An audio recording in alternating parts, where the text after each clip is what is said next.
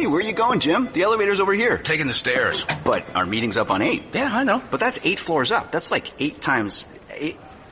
A lot of stairs. That's the point. I've already lost a few pounds and earned almost $100 in wellness incentives. Whoa, you're getting rewarded for working out? Yeah, I know. I'm just as surprised as you are, Bob. Fearless is full of surprises. That's the power of the Blue Cross and Blue Shield Federal Employee Program. Learn more about our healthy benefits and sign up at fepblue.org/chooseblue by December 11th.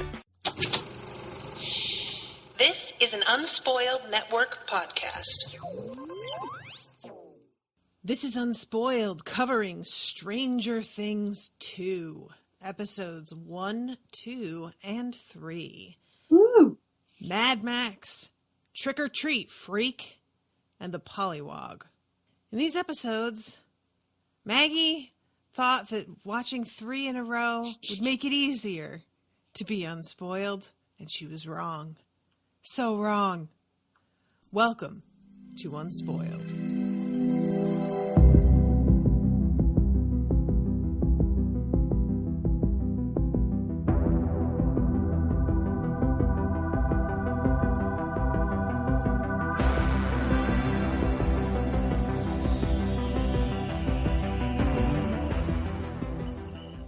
Natasha's an evil genius, is what she is. Ugh. Welcome to the mean. show, everyone. I'm Natasha. I'm Maggie. And I have watched this entire season already, the day it dropped. You betcha. And Maggie hasn't. No. Maggie watched the first episode, and then we had to reschedule our recording a couple times. And in the meantime, Natasha was like, hey, do you maybe want to talk about 3 episodes? And I was like, yeah, that'll be awesome. That means I get to watch 3 episodes. Woo! Mm-hmm. And I get to the end of the 3rd episode. And I was like, oh, Natasha's such a bitch. Yeah, so everyone, last year when we covered Stranger Things, we did it in an accelerated format where we released like 3 episodes a week. We don't have the time to do that this year. Last year, the only reason we were able to make that happen was we did a fundraiser in order to like be paid for the extra time and effort it was going to take to push them out that fast. And I really didn't want to do a fundraiser this year because I'm doing one already for a trip that I'm taking with a co-host. So we decided that since this is a show, everyone will have binged and be kind of over if we wait 2 whole months to finish covering it. It would be better if we covered 3 episodes at a time, and that way we will get through them while everybody is still eager to hear and talk about them, and they haven't all lost interest completely. So hopefully y'all can feel me on that. And I think that the way this show is structured, there's 9 episodes, doing 3 at a time will be, it'll cover the arcs of the story really nicely, I think. So what'd you think of these first 3? What were your impressions? I was, what do I think about it overall? I enjoyed a lot of the characterization. Mm-hmm. I thought, I'm very excited to see where it goes. It kind of already is it's kind of how I thought it would go in a lot of ways. And there were some surprise additions to the cast, which was fun. Overall, the main complaint we had with the first episode was they were hitting the music a little bit hard. There's a little bit more of a, like, it is 1984 sort of thing to these episodes. Then it was a little more, obviously part of the appeal of the first season was like, ooh, it kind of reminds us of our childhood or whatever, but it was just sort of all in the background, whereas here it's a little more like, hey, remember? Yeah. It's the 80s. Everybody's going to be in costumes from the 80s, playing music from the 80s. And I was like, okay, yep. Yeah, I actually noticed that myself in the first one. I was just kind of like, yeah, all right, I guess. But it definitely was noticeable that they went harder. I agree. Yeah, it wasn't quite as bad for the second couple. Like when the guy pulled up, when they were playing Whip It, when they walk into the thing. And then the guy pulls up playing Rock Me Like a Hurricane. And I was like, okay, we get it. It's the bad guy in the fast car with the rock song. And then the nerds again, they're playing Devo again. I'm like, yeah, good. Everybody's going to have, a theme song. I don't know. Maybe they just had the rights to more music this time. That's certainly possible too, actually. That never occurred to me. Yeah, I feel like they were able to afford stuff that they couldn't last time, because obviously also the effects this time around they spent a lot more money on. Yeah. Because we talked a lot last season about how a lot of it was practical effects. Mm-hmm. And this one I was like, nope, they're going big. They got a monster in the sky. Yeah. This is CGI. Which is kind of a bummer. But I'm glad to have these characters back. I really do like all these characters. And so I'm excited to see what so let's talk about the start of this, because the very first episode opens with a group of people we've never seen before. Mm-hmm. And they're running out of what looks like an apartment building that the alarm's going off in, wearing masks. Mm-hmm. They hop into a car that's waiting for them and take off in this van at top speed, chased by the cops. And there's this exciting chase scene. And finally, they're passing through a tunnel. Because it's Pittsburgh. Yes. But it's not. It's not. My husband's from Pittsburgh. Not. He's like, this is not Pittsburgh. It was very comic book guy when we were watching. He's like, this is definitely not Pittsburgh. Yeah, I lived there for a little while when I was in college. Right, you were in college there. No. But they're like, we'll put in a tunnel. It'll be Pittsburgh. And they get chased by a bunch of cops. It's clear whatever this is, they're a big deal that they're being chased like this. And they go through this tunnel. And the guy at the head of the line sees the tunnel explode, and he screeches to a halt, causes this huge collision. And everybody's asking him, why the fuck did you do that? And he gets out of the car all confused and looks, and the tunnel has not, in fact, exploded. Right, because weird girl in the car has gone boom, which they all know she can do. They're all like, do it, do it! Yep. And she's got an 8 on her hand, right where 11 has an 11 on her hand. And she's also real creepy. Yeah. Like Elle used to be real creepy. Lots of eye makeup. Apparently that's a thing the government does. Do you know? Well, she's obviously, her friends have a lot of makeup also. Yeah. It's just funny how they make her look super extra spooky. There's one guy that she's with that I actually need to zero in on a little bit more, because he's got a mohawk, but he has a tattoo across his forehead that's at the very top, where his scalp begins. I didn't notice that. I don't know what it says. I have to go back and check on that. But yeah, I love the way that she delivers that. Just this really calm boom. Yeah. And then her nose is bleeding. Yep. So yeah. New member of the family, I guess. Mm-hmm. Yes. Doesn't seem quite as wholesome as 11. Yeah, maybe it's just a question of who you run into. It's nature versus nurture. Who are you going to meet when you first escape from a government facility? Are you going to meet these assholes, or are you going to meet Mike? Right. Or are you going to meet anyone and you just have to take care of yourself? And if you have an ability that you can just get people to see anything, you could pretty much take what you want from anywhere, right? Yeah. It actually, when you think about it that way, it seems weird that anybody's even on their tail to begin with.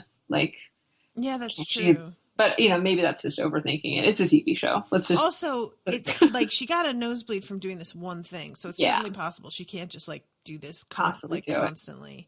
Yeah. So, back in Hawkins, the boys are getting all of their spare cash together to go to an arcade.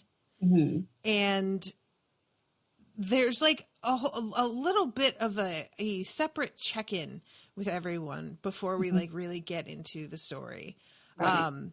They're getting money to go to the arcade. We have Hopper going into work and getting hassled by what we think, at least I thought initially, was a reporter. Mm-hmm. But it turns out he's a private investigator kind of from out of town. But like a shady private investigator. I think they say that he used to be a journalist and got fired. Mm-hmm. So now he works as a private investigator, and he's basically going to take Barb's family for all their money, which is awesome. Yeah. But he seems like a real crank. So Hopper's able to sort of make him continue feeling like a crank. Right. Even though Hopper knows perfectly well what he's talking about. Yeah, he's a little too close there. He's close, but he's off. Yeah. He's off enough to be like, you sound crazy. Because he's talking about aliens and Russian spies. Mm-hmm. So Hopper's like, you do realize you basically sound like, you know, the Weekly World News at the checkout counter. No, you're so wrong. Whereas inside he's like, but you're kind of right. Just not as much as you think you are. And yeah, speaking of this guy, we jump from this scene with him and Hopper to the scene with oh my God, I forgot her name, and Steve. Jill, right? No, Nancy. Thank you. Yeah. I don't know why I can't remember her name, but I feel like when we first covered the first season, I got her name wrong all the time too. Her and her mom, I think we kept messing up, because isn't her mom's name Karen? I think you're right. And I was confused because my mother-in-law's name is Nancy and my stepmother-in-law's name is Karen. And I kept just being like, one of them, I don't know. Somebody I have to see at Thanksgiving does such and such. And they are in his car reading over an essay that he wrote to get early admittance to a university. And it's not good. Oh, it's so funny. And she's trying to be encouraging, but like... She's so cute. Because his line is so funny. Because first of all, I love that he's writing this essay on notepaper. Like, remember, people used to hand in actually handwritten essays once upon a time. Not everything had to be, like, written on a computer and like, printed out. That was fancy. Like, either you had a typewriter or you just handed in handwritten things. Yeah, you don't even need to handwrite anymore. You can apply online completely now. Yeah, well, and you know, as far as anything, kids just don't write anymore once they get to a certain age. They just stop using pens. Like when I worked at the Apple store, and you know, kids would come in, because I was in a college town. Kids would come in, their laptops would be broken, and we'd be like, "Yeah, we need to keep this overnight to fix it." Their faces would just go blank, and they were like, "Well, but what?" But I got school tomorrow. What do I do? And we're like, buy a pen. What are you talking about? Like, go like function without a screen in front of you. And they're like, but I have to write an essay. Okay. Right. Like, even when I went to college, there were computer labs people had to go to. That not everybody had their own computer. It's just so funny how it's progressed to this point where people are like, I need it to do anything. Right. As opposed to Steve being like, well, I'm going to college, so I'll use cursive. Like, that's basically as fancy as it gets. But his essay is comparing something about him winning a game to his dad or his grandfather in the war. Yeah. And Nancy's like, I'm having trouble connecting these things. And he's like, yeah, because like how we both won. I was like, oh, Steve. The look on my face gets on her face, like she's just... Right. I had such a Nancy face at that moment too, just looking at the screen like, oh, Steve. Good effort, buddy, but you mean well. That really sums him up, like, overall. I really like Steve so much this season. Because last season he was a dick at first, and he was supposed to be a dick at first, and then he proved himself pretty well by the end.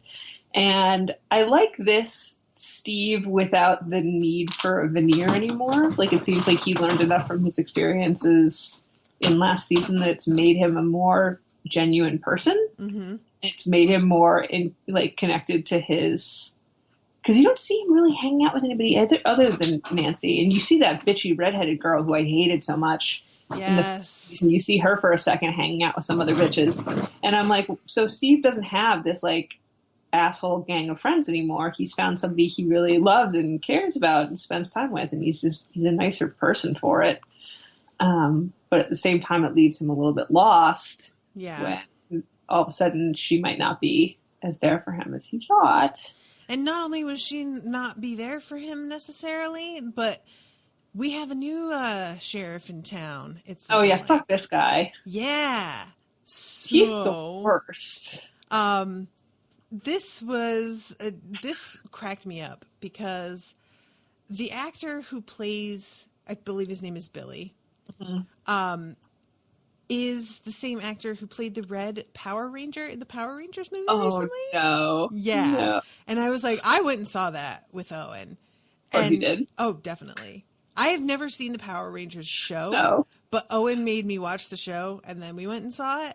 And it was, it was totally goofy, but it was I thought it was super fun. Mm-hmm. And Elizabeth Banks, come on. How are you not going to be enjoying her hamminess? Yes. And yeah, he has this beautiful face, but then this hair. That's just so unfortunate.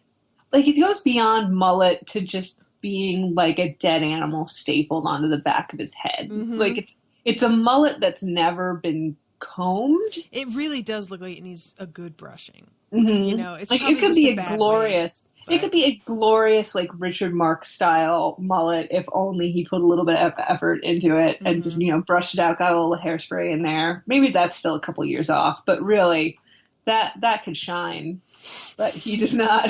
He seems to be more focused on his eye makeup. Like, he's so pretty in that scene where they're playing basketball. It was kind of noticeable. I was like, somebody's done his eyebrows for him or something.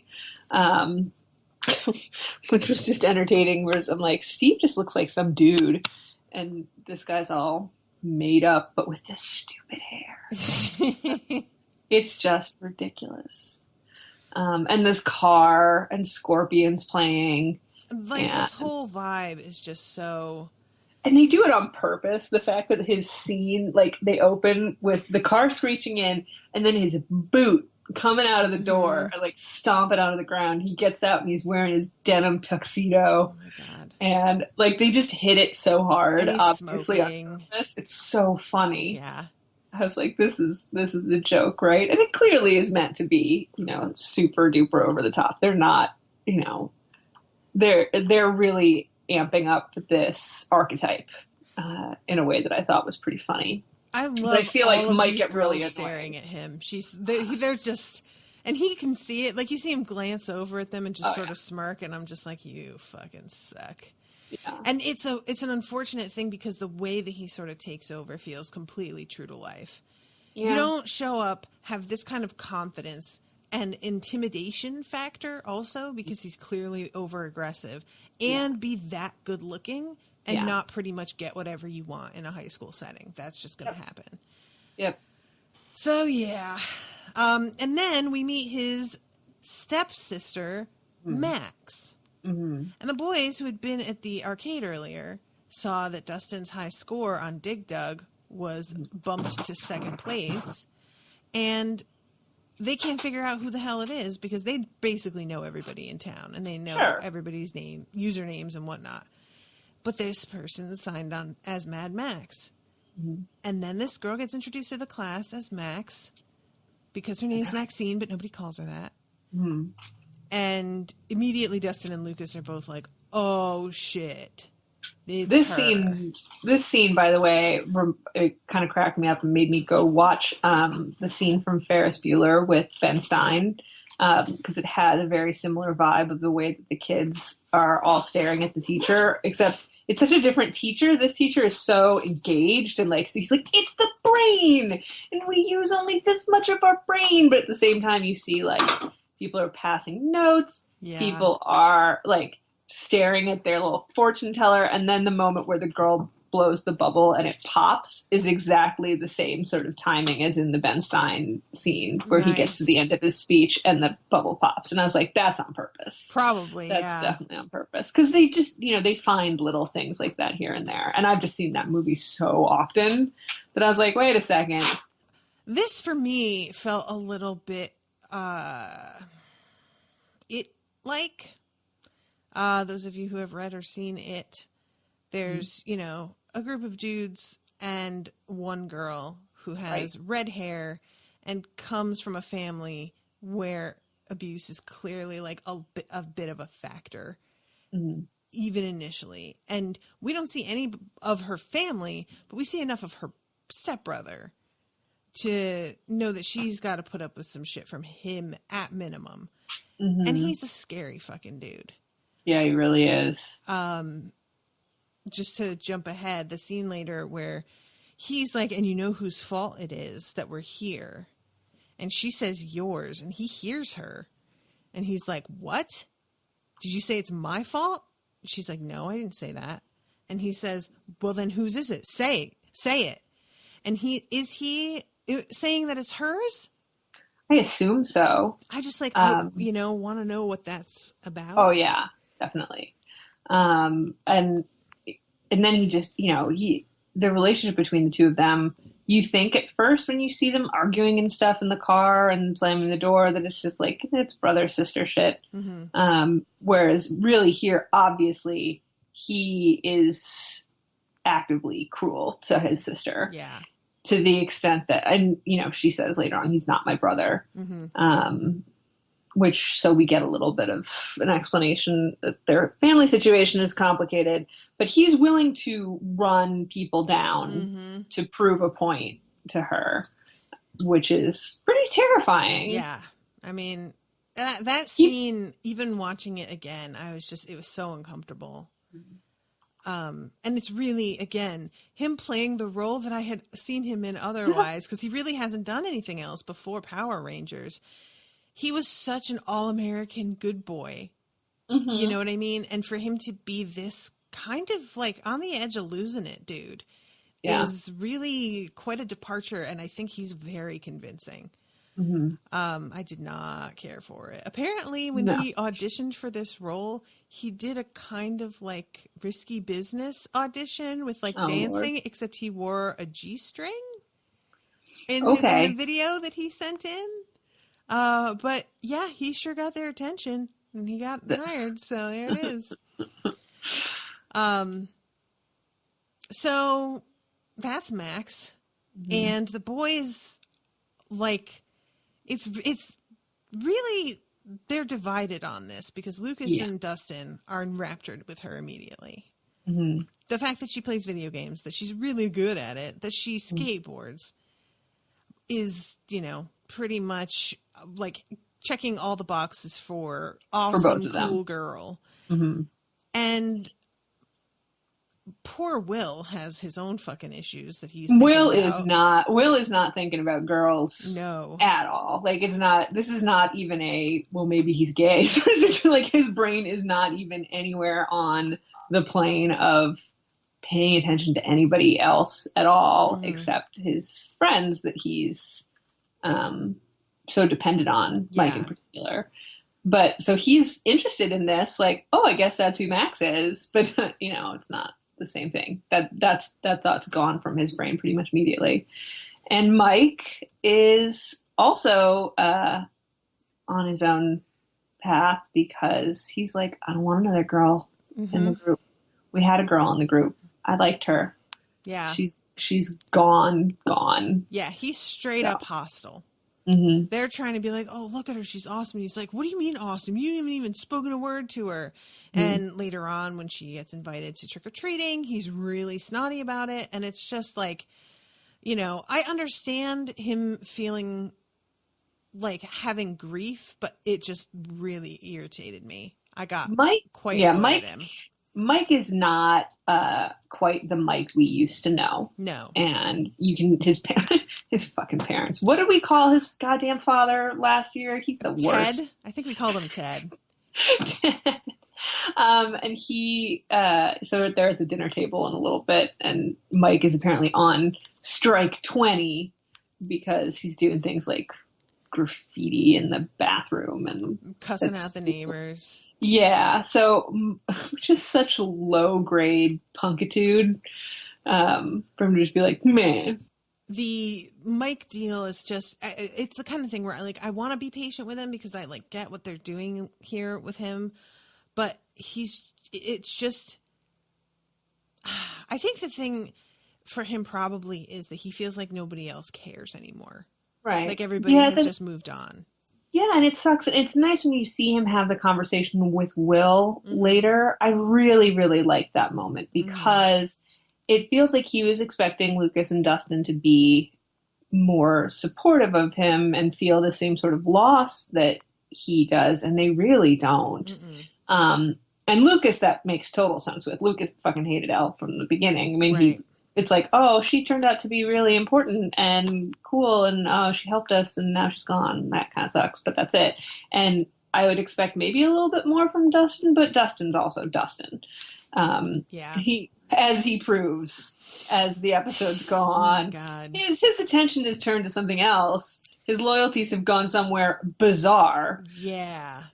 So for him, it was like, okay, Elle was this bizarre thing. That was fun, and now she's gone. Now new bizarre thing. Yeah.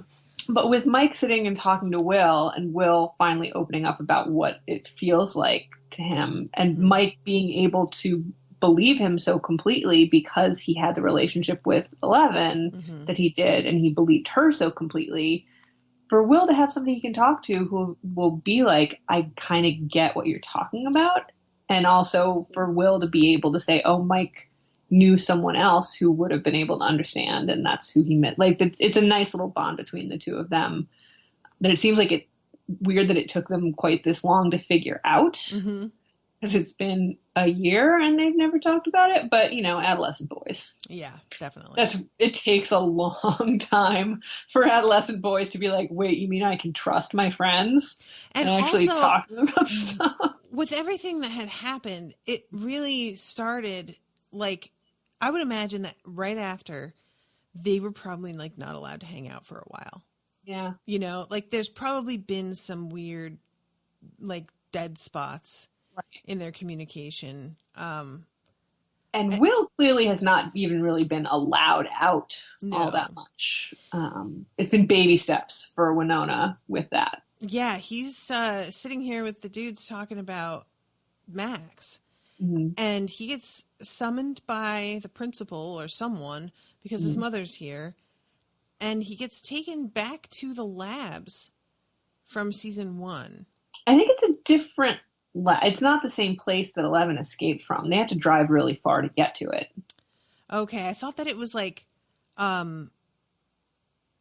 well, it's whatever it's it is. Some giant he's installation. Like the doctor that Will talks to goes into the basement of the lab where 11 is, and there's because that's definitely the same place. That's it. Yeah, or at least it's some other way of getting into the Upside Down. I just felt like that was sort of unclear. Like the way that I should go back and watch the establishing scenes of the lab from season 1, because it seems like from season 1 the place was like right there. Like they stumbled across that land.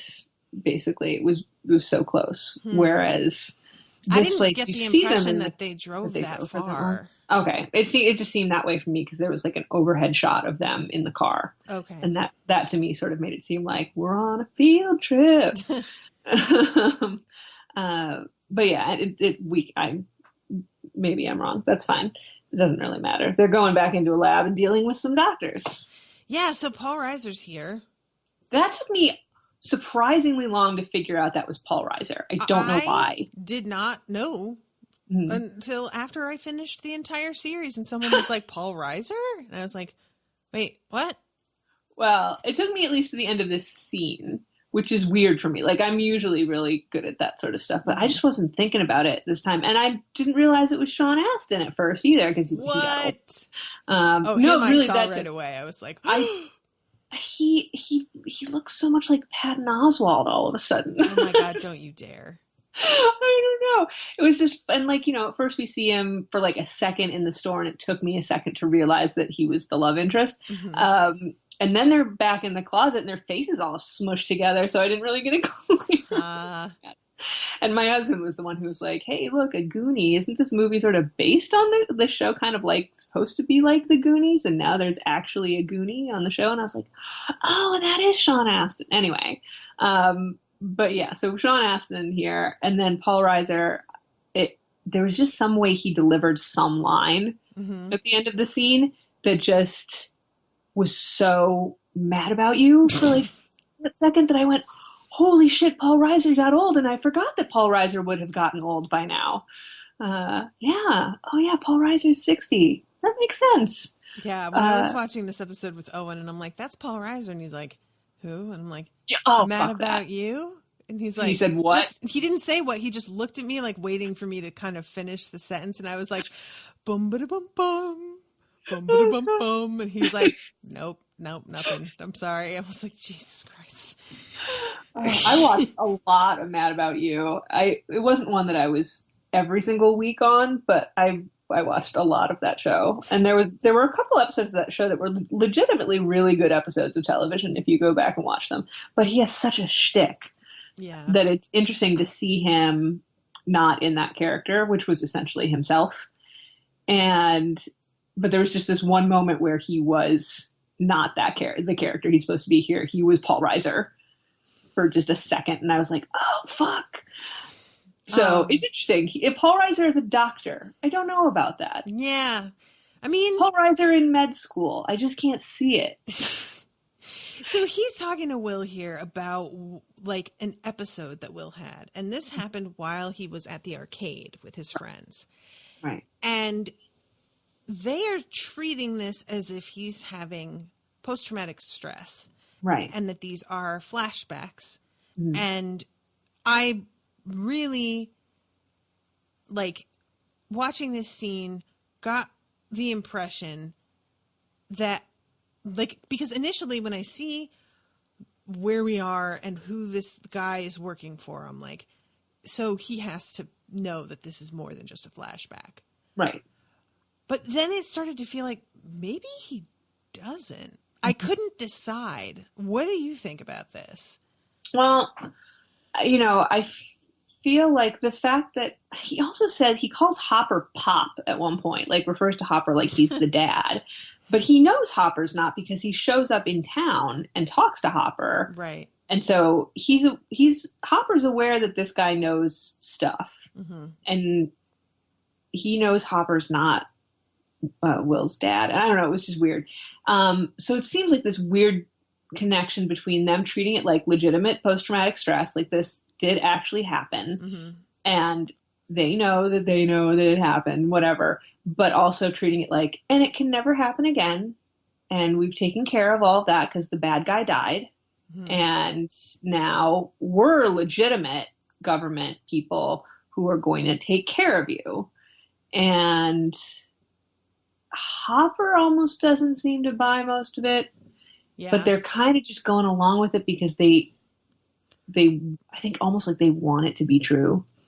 I mean, they don't have any options really. Yeah. So they probably do want it to be true because you want to believe that the one option you have is at least viable in some way. Right. That your child is not still weird psychologically connected to this evil place that you physically know exists because you've both been there. And the bond, can I just say how much I love Hopper? I love Hopper. Listen. So I know you, like, come on, I can't, like, I know there is not a woman that I have spoken to who has seen this show who doesn't love Hopper. He just, his bond with Winona, the fact that he's still taking care of Will, even though, we never saw him really have any bond with Will before Will disappeared. We didn't know that he and Winona had any bond before now, really, but we sensed it. But and then the thing with his daughter having died, and now he's taking care of Elle, and he has this little family back. He gets to be a dad again, and he takes to it so quickly. And his emotional bond with her is so strong, so fast, that I love him. I love him. I love that this is what he is choosing to do with his life, that he's choosing to put his career at a lot of risk. Yeah. He's hiding a weird government subject. They could paint this in any number of ways that could send him to jail. That's true. And she is clearly his primary concern at all times. She is his daughter. And, it's not like she's replaced his daughter. That'll never happen. But he is just completely committed to taking care of this kid, which is not the way it was in the first season. She was a secondary concern at a couple of points in the first season. He, there were times when he considered giving her up. And he didn't, but it was on the menu. It's interesting that you're saying that she's his primary concern, because I'm pretty sure she doesn't feel that way. Oh, she does. I'm sure she doesn't feel that way. But I really feel like he feels that way. He, like, the minute that he hears that she's gone in that last episode, the look of terror on his face when he realizes that she's gone, and the fact that he's willing to very obviously speed off to do something he does not want Paul Reiser to know about. Yep. He's terrified for her. Yeah, Hopper is just there's something about this guy's vibe. Like he's just he's this loving teddy bear, but also hyper masculine. It's an interesting combination. So let's talk about teddy bears. Because we have this character, you mentioned earlier, Sean Astin's character, Bob. I don't think that we learn his last name in this episode, but I'm telling you, his last name is Newbie. Oh, yeah, they do mention it, yeah. Which I just thought was hysterical. Like, all right, chill out. Bob Newbie. Like, they just, that feels like the kind of thing somebody wrote, like, just as a placeholder in a script, and then they just kept it. Yeah, we got this newbie who shows up. Let's just call him Newbie. Bob, I guess. Fine. Bob, sure, for now. But that's what he is. Yep. Like, here's Bob. He's new. And since we're talking about Hopper, a lot of people wanted her and Hopper to get together. And Bob is just so great. That even though I love Hopper's also a bit of a disaster. Oh, yeah. And Bob is I just love the two of them together. I love that, she deserves someone stable and boring. That's, at this point in her life, that's what she needs. Yeah. And he's kind. And he's a giant dork. Oh my God, he loves Kenny Rogers. And he literally does a whoop of excitement over Mr. Mom. Mr. Mom. I could not. The way he delivered that, whoo, was too good. Just so good. That scene reminded me so much when they're sitting there watching that. There was this one moment a long time ago now where we were at my in-laws' house, and this was back when having a DVR was kind of new and fancy, and they were like, we have 2 movies saved on here. We've got National Lampoon's Christmas Vacation, and we've got Anger Management, which is that Adam Sandler and Jack Nicholson movie. And we were like, okay, well, we've watched Christmas Vacation a million times. It's funny enough. Fine. And they were super excited about now having Anger Management because they thought it was the funniest thing they'd ever seen. So that was our entertainment for the night, is that we were all going to sit there as a family, watch Anger Management. That movie, we were just sitting there, just dead silent, the way that Will and Jonathan are, with my mother-in-law and stepfather-in-law laughing hysterically at they're like, Jack Nicholson is so funny. Like, they were just so over the top about it. And we were literally like looking at our watches, just like, when is this over? How long is this movie? Can we make this whole experience be over? This is like the worst thing that's ever happened. Oh, God. And it was one of those moments where my husband was like, I don't think I really have the same sense of humor as my mom anymore. And I'm like, no, because you're 30 and she's 60 and never the twain shall meet, I suppose. I don't know. Like, I've had the same experience with my stepfather-in-law when I'll say things online on Facebook and he'll be like, I don't understand why that's funny. And I'm like, no, of course you don't. You think Anger Management is funny. This isn't gonna work. Oh, God. We're not gonna intersect. If you don't think it's funny, scroll down the page. I don't even hear about it. Bob is like the kind of person, though, that even if I don't think something's funny, he is so genuinely, sincerely, and purely delighted by it that I can't help but love it also in that moment. I'll be happy. I'm happy for him and his happiness. Yes. It's the purity of it. Exactly. He's just so great. So so I understand people like shipping Joyce and Hopper, but I'm not. Joyce and Bob forever. So what's going on with Hopper, by the way, is that there is a weird rash of poisoned pumpkins going on around town. And he finally like puts it together because all the farmers are blaming each other that they're each like sabotaging the other's sales right before Halloween.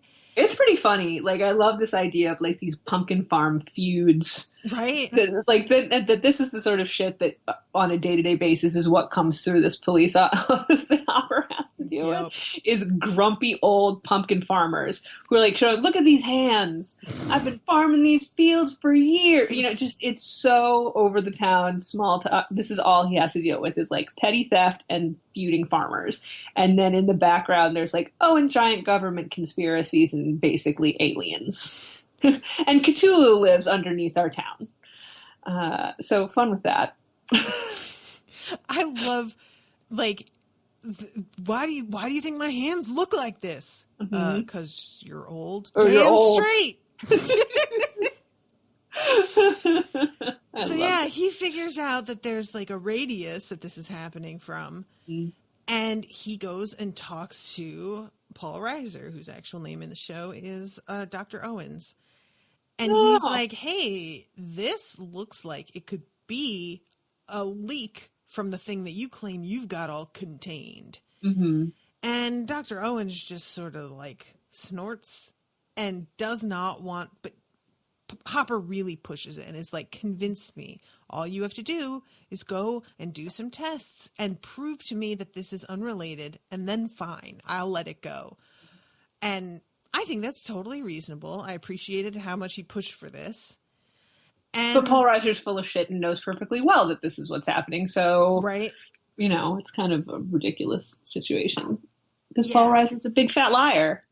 This whole thing, big fat lie. Yeah, he keeps on just like, yeah, I'm sure it's fine. You know, whatever.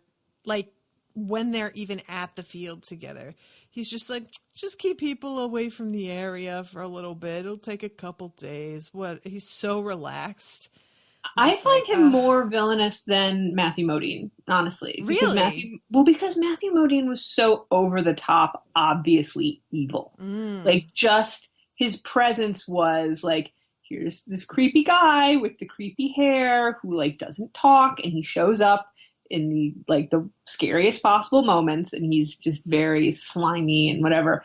And Paul Reiser's Paul Reiser, you know, he's jovial and whatever, but you know he knows shit is going on, and he's lying to the people we care about. And I'm like, that's creepier to me because those people really exist, a lot of them. It's why I don't trust people, because there are plenty of people who are perfectly able to just lie like that. Like, it's fine. And most of them are running our government, which is delightful. Well, you know, it's not like we live in a dystopian hellscape already. Anyway, Maggie's politics continue to just get worse and worse. That's the running theme of all of our podcasts. Is just Maggie's constant downslide into absolute political despair. Just in the background. Sure, political despair. Just constant, everything's awful. Just fuck it. Hey guys, everything's awful. Just so you know. And but like Paul Reiser's a real dude. Matthew Modine was, you know, a cartoon villain. This is a guy who could come to your doorstep and be like, hey, everything's fine. And you kind of want to believe him because it's Paul Reiser. And not to the extent as, you know, like Mike's dumbass parents who like fucking salute to the guys. That scene. Oh my God. That salute was the best thing. We're all patriots in this house. I can't. Yeah. Well, I mean, as soon as they go to his house for the first time and you see the Reagan Bush sign outside, I was like, oh yeah, 100%. That is a sign that is going to be on their lawn. There's no question. And yeah, the salute, for fuck's sake. And Mike just not being there for it at all. Like, I understand why when you see that and you see how much there's like this group of people who have just come and fed lies to his family when he and his sister know perfectly well what the truth is. Yep. And so now they just have to live a lie all the time. So Mike's acting out through this bratty bullshit, whereas Nancy is having to put on this act with Barb's family that is absolutely heartbreaking. Is that the fucking worst? When I realized where she was going to dinner, Mm-hmm. I didn't even want to watch the scene. No. And that she's going every week. Like she feels the sort of responsibility to be there for them. And Steve goes along, which is really sweet as a boyfriend, but he doesn't really seem to quite get until later when she's drunk that it's not just because she wants them to feel like, they have company. It's that she's like, we killed her, not just me, you. This is our fault. And he doesn't seem like he's really into that whole concept. It's more like, yeah, it was partly our fault that Barb's gone and we know the truth and they don't. So let's just go and help them out. Whereas she's like, you and I are fully responsible for this. Mm-hmm. This is our fault. We acted like shitty teenagers in a horror movie. And we went off and fucked and left her behind. And it's my fault mostly, but it's your fault too. Yeah, it's really I don't know if he knows the total details of what happened. I feel like he must at this point, but maybe he doesn't. Maybe that's part of why he's so blindsided by what she says to him in the bathroom, which I took that scene way too personally. I had a really emotional reaction to Steve being like, you don't love me? Like his face fell so sincerely that I was just like, oh man. Yeah, they've really managed to turn Steve into a real person. I know. It's kind of amazing how much I sympathized with him in that moment because he's really just completely let his guard down for this person. And I'm always so boggled by that. I don't know. It's my way of, guys don't make sense to me or whatever. I'm like, part of guys are always at least kind of full of shit. They don't really believe this super romantic stuff. And it looks like Steve kind of does and has fallen completely into that. And for Nancy to be like, this is all bullshit. And for him to take it as her saying that, which I don't think is exactly what she intended to say, but in vino veritas, man, this, you can be like, well, I was drunk. That does not mean that it wasn't true. Right. For serious, that's very, very true. And part of her believes it. And it sucks for Steve. And it sucks for her because she's in a shitty situation. She feels so much guilt all the time. And to now know that Barb's family is about to sell their house to fund an absolutely fruitless search. Doesn't that kill you? Oh, that was so heartbreaking. And the way she said it to them, she's like, so is that why you're selling that? And they were like, it's fine. We'll be fine. We'll be able to find Barb and it'll be one. And I was like, hopeful for the first time in a long time. Oh no. Just stab me in the fucking heart. Why don't you? Mm-hmm. It's so rough. And Steve's really sweet to kind of cover for Nancy when she has to go to the bathroom because he gets, he at least gets how upsetting this is for her to a pretty decent extent. And he's just like, gotta love KFC. That was a great 1984 moment that they're having their family finger looking good. They're having their family bucket. That used to really be a thing. I can't remember the last time I saw somebody be like, you know what I'll do for dinner? I'll bring home some KFC. And everybody's like, yeah. And then the whole family would sit around and eat biscuits and coleslaw. But that's what those commercials were. I remember them so clearly. It's a KFC night. Oh my God. We're going to get 30 pieces of gross ass chicken. Yeah, they're little food callbacks here and there. Because there's a point where Paul Reiser's asking Will what his favorite candy is. Mm-hmm. And he says Reese's Pieces. And I was just like, yeah, all right, chill out, show. Yeah. At the same time, though, his response to that is, well, chocolate and peanut butter. How can you go wrong? But there's no chocolate in Reese's Pieces. Reese's, it's just peanut butter it's just covered peanut butter and candy coating. That's it. Yeah. I was just like, this is how we know you're a villain, buddy. You don't even know what Reese's Pieces are. There's also just the fact that Hopper they have those TV dinners waiting at home with the foil on them. And then there's the Jiffy Pop on the stove at one point. And my husband asked when they have that jump scare to the popcorn And Bob Newby is using his cool new camcorder to record the popcorn. And my husband was like, did they have camcorders in 1984? And I was like, oh, we got ours in 1985. I remember very clearly. I think it might have been Christmas of 84. And then all of 85 was just straight up my dad carrying that thing around, filming nonsense. Mm-hmm. We have so many videos we do not need to have. Yeah, when he's up in her face with it and he tells her, this is the future, I'm like, he's not wrong.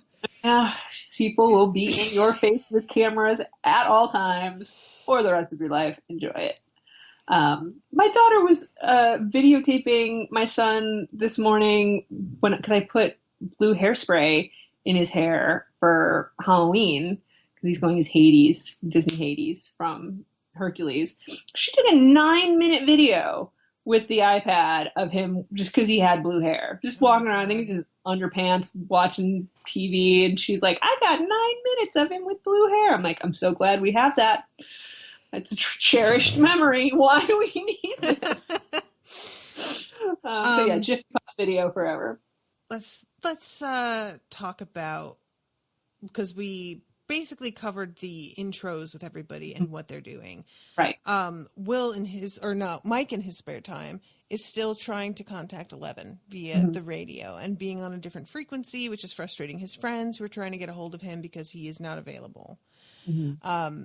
And he says later on in the next episode to Will that he feels like he even sees her sometimes, which is not something that makes sense until we get some of her perspective. So let's talk about 11.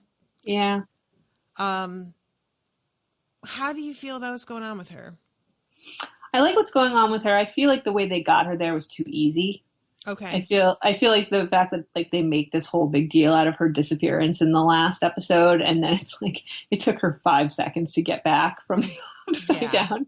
That was sort of disappointing because I think, everybody going into this was like, well, obviously 11's going to be back. How are they going to get 11 back? And I'm like, she finds another hole in the school, and then she just uses her brain to make the hole a little bit bigger. And then she just walks through it, and the cops are already gone, so it's okay. So she's just back. Right. I kind of felt like that was way too easy.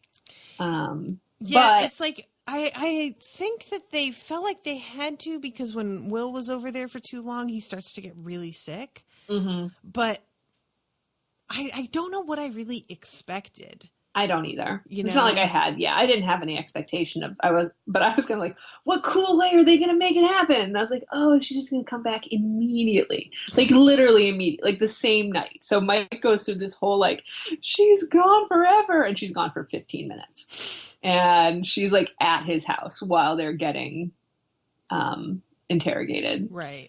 And Mike is telling these agents, I know you're full of shit. And I'm never going to tell you where she is. Which Mike's not really good at poker face. Like I understand he's a 12-year-old, so fine.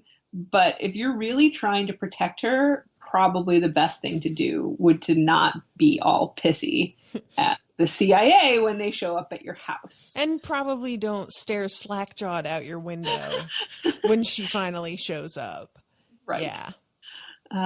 But she manages to vamoose very quickly and head off to the woods and support herself there for I don't really quite know how long it is because we see Hopper putting the Eggos in that box in the last season, and it was Christmas. So she's out there by herself for about 2 months, for about 2 months. Yeah, and we see her having to first she like kills a squirrel by like just throwing it against a tree, and then an unfortunate hunter comes across her, and I guess she kills him. I guess he gets brained pretty hard. It's pretty rough. Like she has to do what she has to do, but also like couldn't you just like knock him out and then like put him off on the side of the road or something? But the fact that like we don't hear anybody talking about a hunter saw a girl that made a piece of flaming wood levitate. Yeah. We hear other stories, but we do not hear that one. Yeah. I think it's that she kills him. Right. It would sure be handy if she had around that other girl who could make things be illusions. That's and true. Just, yeah, then, make him think he'd seen something other than what he'd actually seen. That'd be handy. But no. And then she steals his coat and his hat. So at least she's a little bit warmer as things get colder. Because she still is in her little pink floofy dress at the outset. Mm-hmm. That goofy little dress they put her in. Not great equipment for the outdoors. No. But so she's roughing it out there until she finds the box with the Eggos. Yeah. And let's talk about that for a second. Why did he start doing that? That's the part that doesn't get explained that I find kind of irritating. Yeah. Because it's like, did he just put that there in hopes? Or maybe maybe the guy didn't die and he heard a report that something weird was happening in the woods and he just put it out there like on a hunch? Maybe. Like and then maybe that would mean that the guy didn't die. Maybe she was leaving tracks. Yeah. Maybe she just wasn't cleaning up after herself very much. And he'd moved out to the woods because he trashed his trailer. So he was out in the woods. Maybe he'd just seen signs of what he thought was her and put it out there on a hunch to see what would happen. Well, he hadn't moved out to the woods because when he brings her to that cabin, it's a dusty wreck inside. He's not living there. But there are boxes in it. So it made it look like he'd already started just going out there. He says that they use it for storage and stuff. Oh, okay. Okay. Yeah. I guess I wasn't paying close enough attention. I don't know. He goes out there to store things there. Yeah. Hopper's around. Yeah, he might have just seen signs. And he's a better cop than he needs to be for that town. Yes. So it might make sense that he would notice things and start getting suspicious. Yeah, so he's, he catches up with her finally and manages to get her situated in this cabin and gets her TV and stuff, which is no mean feat for where they are in that era. Oh, yeah. And I, in fairness, he's not wrong, but he thinks that he set her up pretty well. Mm-hmm. And she just wants to get out and see the fucking people because she has been isolated her entire life. Yeah. He doesn't realize he's really kind of recreating the situation psychologically, even though he's there giving her love. In a way, so was Matthew Modine. He was fucking with her, but she called him father. Mm-hmm. And so that's already her idea of what having family love is like, is you've got this father figure, but you're also locked up. And Hopper's not doing creepy tests on her and torturing her, but at the same time, he's in a lot of ways doing the same thing. And that wouldn't occur to him in a million years. He's just trying to keep her safe.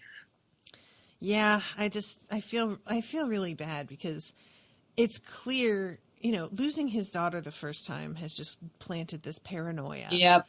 He has suffered a horrific loss that destroyed his life. His marriage ended, and he very, very clearly acknowledges because his daughter died, his marriage ended. Yeah. And he had a drinking problem and just, it ruined his entire life. As it probably would for most people, honestly. I know people who've lost children and things continue on, and I'm like, how? Yeah. Seriously, how?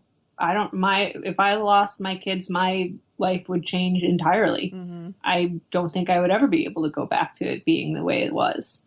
And so, yeah, Hopper's marriage falling apart because his kid died. That's fair. So he's off to live in his trailer by himself and be miserable. Yeah. And now he's refound something to care about. Yeah, and she's just, she's already in a situation where the way that she had lived was too similar to what's happening. But also, she's a kid and she wants to do kid things.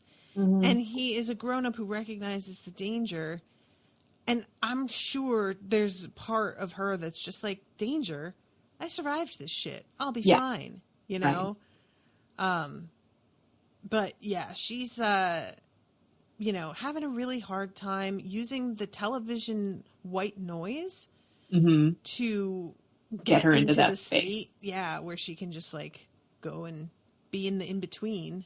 Which I thought was a really interesting development. Just wondered how she like figured that out. You know? I thought that was really interesting too. And that she's able to pinpoint somebody that far away and just find them and go to them. And maybe it's specifically Mike because she has a bond with Mike, but maybe not. Maybe she could do that with any number of people. Like, I don't know how else she could utilize that in-between space. But the way she does it here is pretty heartbreaking, really heartbreaking. It made me so sad. Poor Eleven. Yeah. And poor Mike, even though Mike's being a brat, but like, he just seems so broken up about it. He's isolated in his own way. Yeah. And he's done it to himself. He just wants to go live in that fort. He doesn't really care about anything else. And he's arguing with his friends all the time. Like when they're in their costumes and he's like, wait, I'm Bankman. And Luke's is like, no, I'm Bankman. And he's like, you said you were going to be Winston. And he's like, fuck you, I'm not Winston. Nobody wants to be Winston. You're saying that because I'm black. And he's like, no, I'm not. And he's like, you were thinking that. Everybody's thinking that. Come on, you got 4 friends and one of them's black and Ghostbusters came out. I'm supposed to be the Winston, clearly. Yep. He's like, Winston's not even a scientist.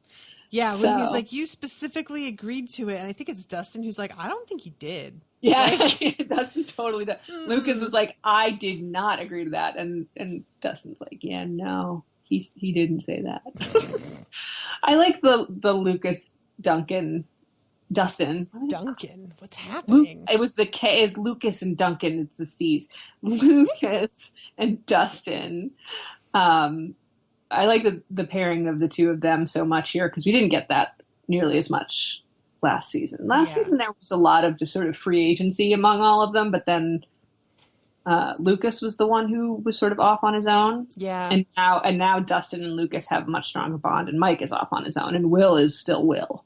Will is the casting for Will perfect or what? Like this kid just looks like he has seen things. Yes. He's just haunted looking. And he also very much looks like Winona Ryder's child. Like, yeah, true. There was one scene where it was just flashing back and forth between the two of their faces. I don't know if it was in the car or what, or they were like sitting together. Maybe they were sitting together on his bed or something. And they just kept going back and forth between their faces. And I was like, that is her kid. That is maybe also because she's got this crazy haunted look in her eyes all the time. Yeah. So they matched that way. I love Winona.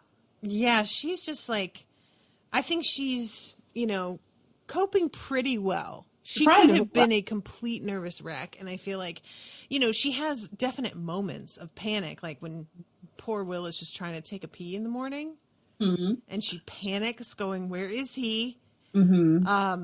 And that moment where the phone rings and she jumps, just like she's got little moments of freak out, as she should. Like when Hopper's talking to her about him potentially having PTSD and how it makes sense, and he's seen guys who've been to war and have had the same sort of thing, and I'm like, and you guys both saw an absolute horror show. The fact that you're not having horrible flashbacks and he is, to this weird extent, maybe should give you a little bit of pause. Because clearly he was there a lot longer, but you saw the same shit. You saw dead bodies. You saw him connected to this thing that you had to get. Like, I mean, you saw some shit, guys. This is Vietnam War level shit that you are also currently dealing with. Yep. So, yeah, I wish that there was a little bit more acknowledgement of that from him, but I feel like because he's taking care of 11, he doesn't want to talk about anything too much. Yeah.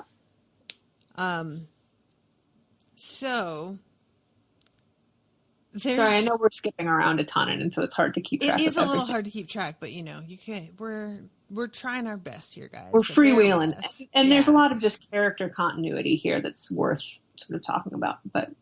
So we have another moment, speaking of Will, because he had his episode while he was at the arcade, and then he has an episode when he's brushing his teeth. Or no, he gets up to pee in the middle of the night. And he hears something, and this is an interesting thing, because at other times, there was a flash, and he was suddenly in the Upside Down. But in this, everything looks the same. Until he opens the door. Or the door opens on it. Doesn't the door open on its own? I don't remember, but... It's outside. He sees the upside down outside the door. Yeah. And there is some enormous creature in the sky outside, which I frankly found pretty fucking upsetting. Mm-hmm. Don't care for it. It looks like a huge daddy long legs. Yeah, it's no good. But with like thick limbs. Yeah, they're real thick. Don't care for it. I don't like it. And when he draws this, he like lies and tells his mom, "Oh no, that's just something for a story I'm writing," because he just doesn't want everyone to know what he's going through because already they're treating him differently, and he's really fucking sick of it. Yeah, and it's not surprising. Like when I think it's Lucas is explaining to Max later. He says it's all public record. I love that. Mm-hmm. The entire school knows this story. He was dead. Yep. It wasn't just this is a kid who was missing and they found him. They had a funeral for him. Yeah. There was another body that they said was his, and they had a funeral and they buried it, and then he came back. Yeah, they're gonna call him zombie and freak and whatever. That's a freakish fucking thing to have had happen. And kids are mean. Like, yeah, you're a target. Hardcore kid, like she may want to homeschool you. Right. I know, if she didn't have to work the way that she does, I think she would. Yeah, but sending him back to that school with everybody being like, "Hey, aren't you dead?" Like that's yeah. So he's either in like this evil parallel universe and he has no control over when he goes into it and comes out of it, or he's in the real world and people are awful to him. Right. So Will's life is hell, but he's still so cute. Yeah, he's adorable. How does he still say, like, he's surprisingly, like, he gets through it. He puts on a perfectly reasonable face and gets through the day. That's impressive. Mm-hmm. And then he comes home and kind of melts down, but he has Jonathan there to support him. And I think that's pretty sweet. Yeah. I really like their relationship a lot. I do too, and I'm glad they hit it a lot more in these first few episodes because we never saw them together. Yeah. In the original show, really, it was just kind of going off. Yeah, Jonathan's sad because it's his brother, but here it's like, okay, brothers. This is what it looks like to be brothers. Did you feel like they packed a lot of extra overly yellow foundation makeup onto Jonathan to make him look more pasty than the actor is in real life? I kept finding very noticeable that they contoured him with yellow contour to make him look super, because he's supposed to look kind of, pasty and weird. That's sort of Jonathan's look. And for me now it looked more like they did this on purpose. It's like they did Kim Kardashian in reverse on his face to like make him look weirder. Because he doesn't look like that in real life, but they managed it. It kept showing up on my screen. I don't know if my computer screen has gone extra HD. I changed the resolution on my screen since then. Do you remember last time I complained all the time about stuff was dark and I couldn't see? Yeah. And I finally fixed my computer, and so it's not that dark anymore. Maybe I should go back and see if I'm as distracted by his contour as I am now, if I go back and watch the first season. But we do get a scene with him and Nancy in the first episode too, showing that they're still friends. Mm-hmm. And also establishing that Jonathan's in school, which seemed sort of nebulous in the first season. Yes. He was around, but it didn't seem like he was actually going to classes. Here, it seems like Nancy's kind of got him back into the swing of things, and he's really a student and trying to do well. But Nancy will dump him at a moment's notice when Steve comes jumping around the corner.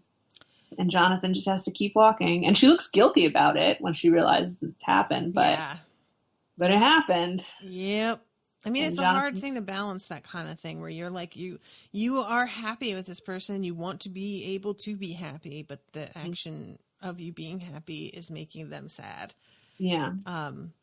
And, one could argue, well, if they're sad that you're happy, they're not a good friend. But, it's not that fucking simple.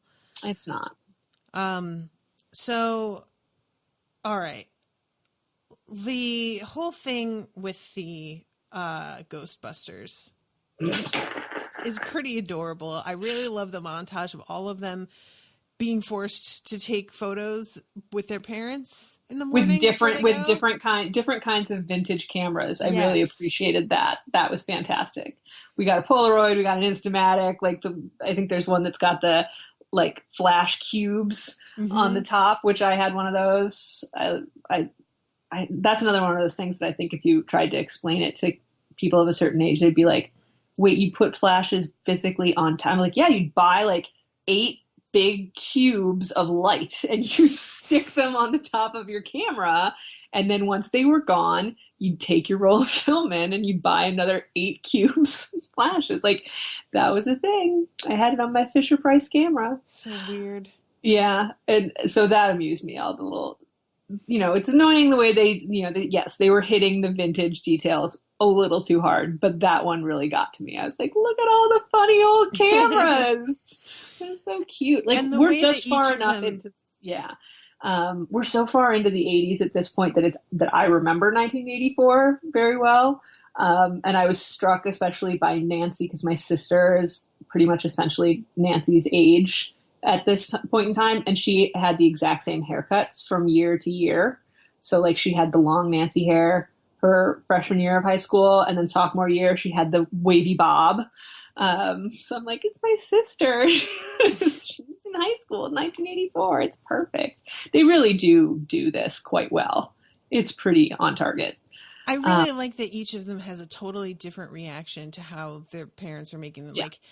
Some of them are eating it up and having fun. You have Lucas with his sister. Who's just the snottiest little, she's so funny.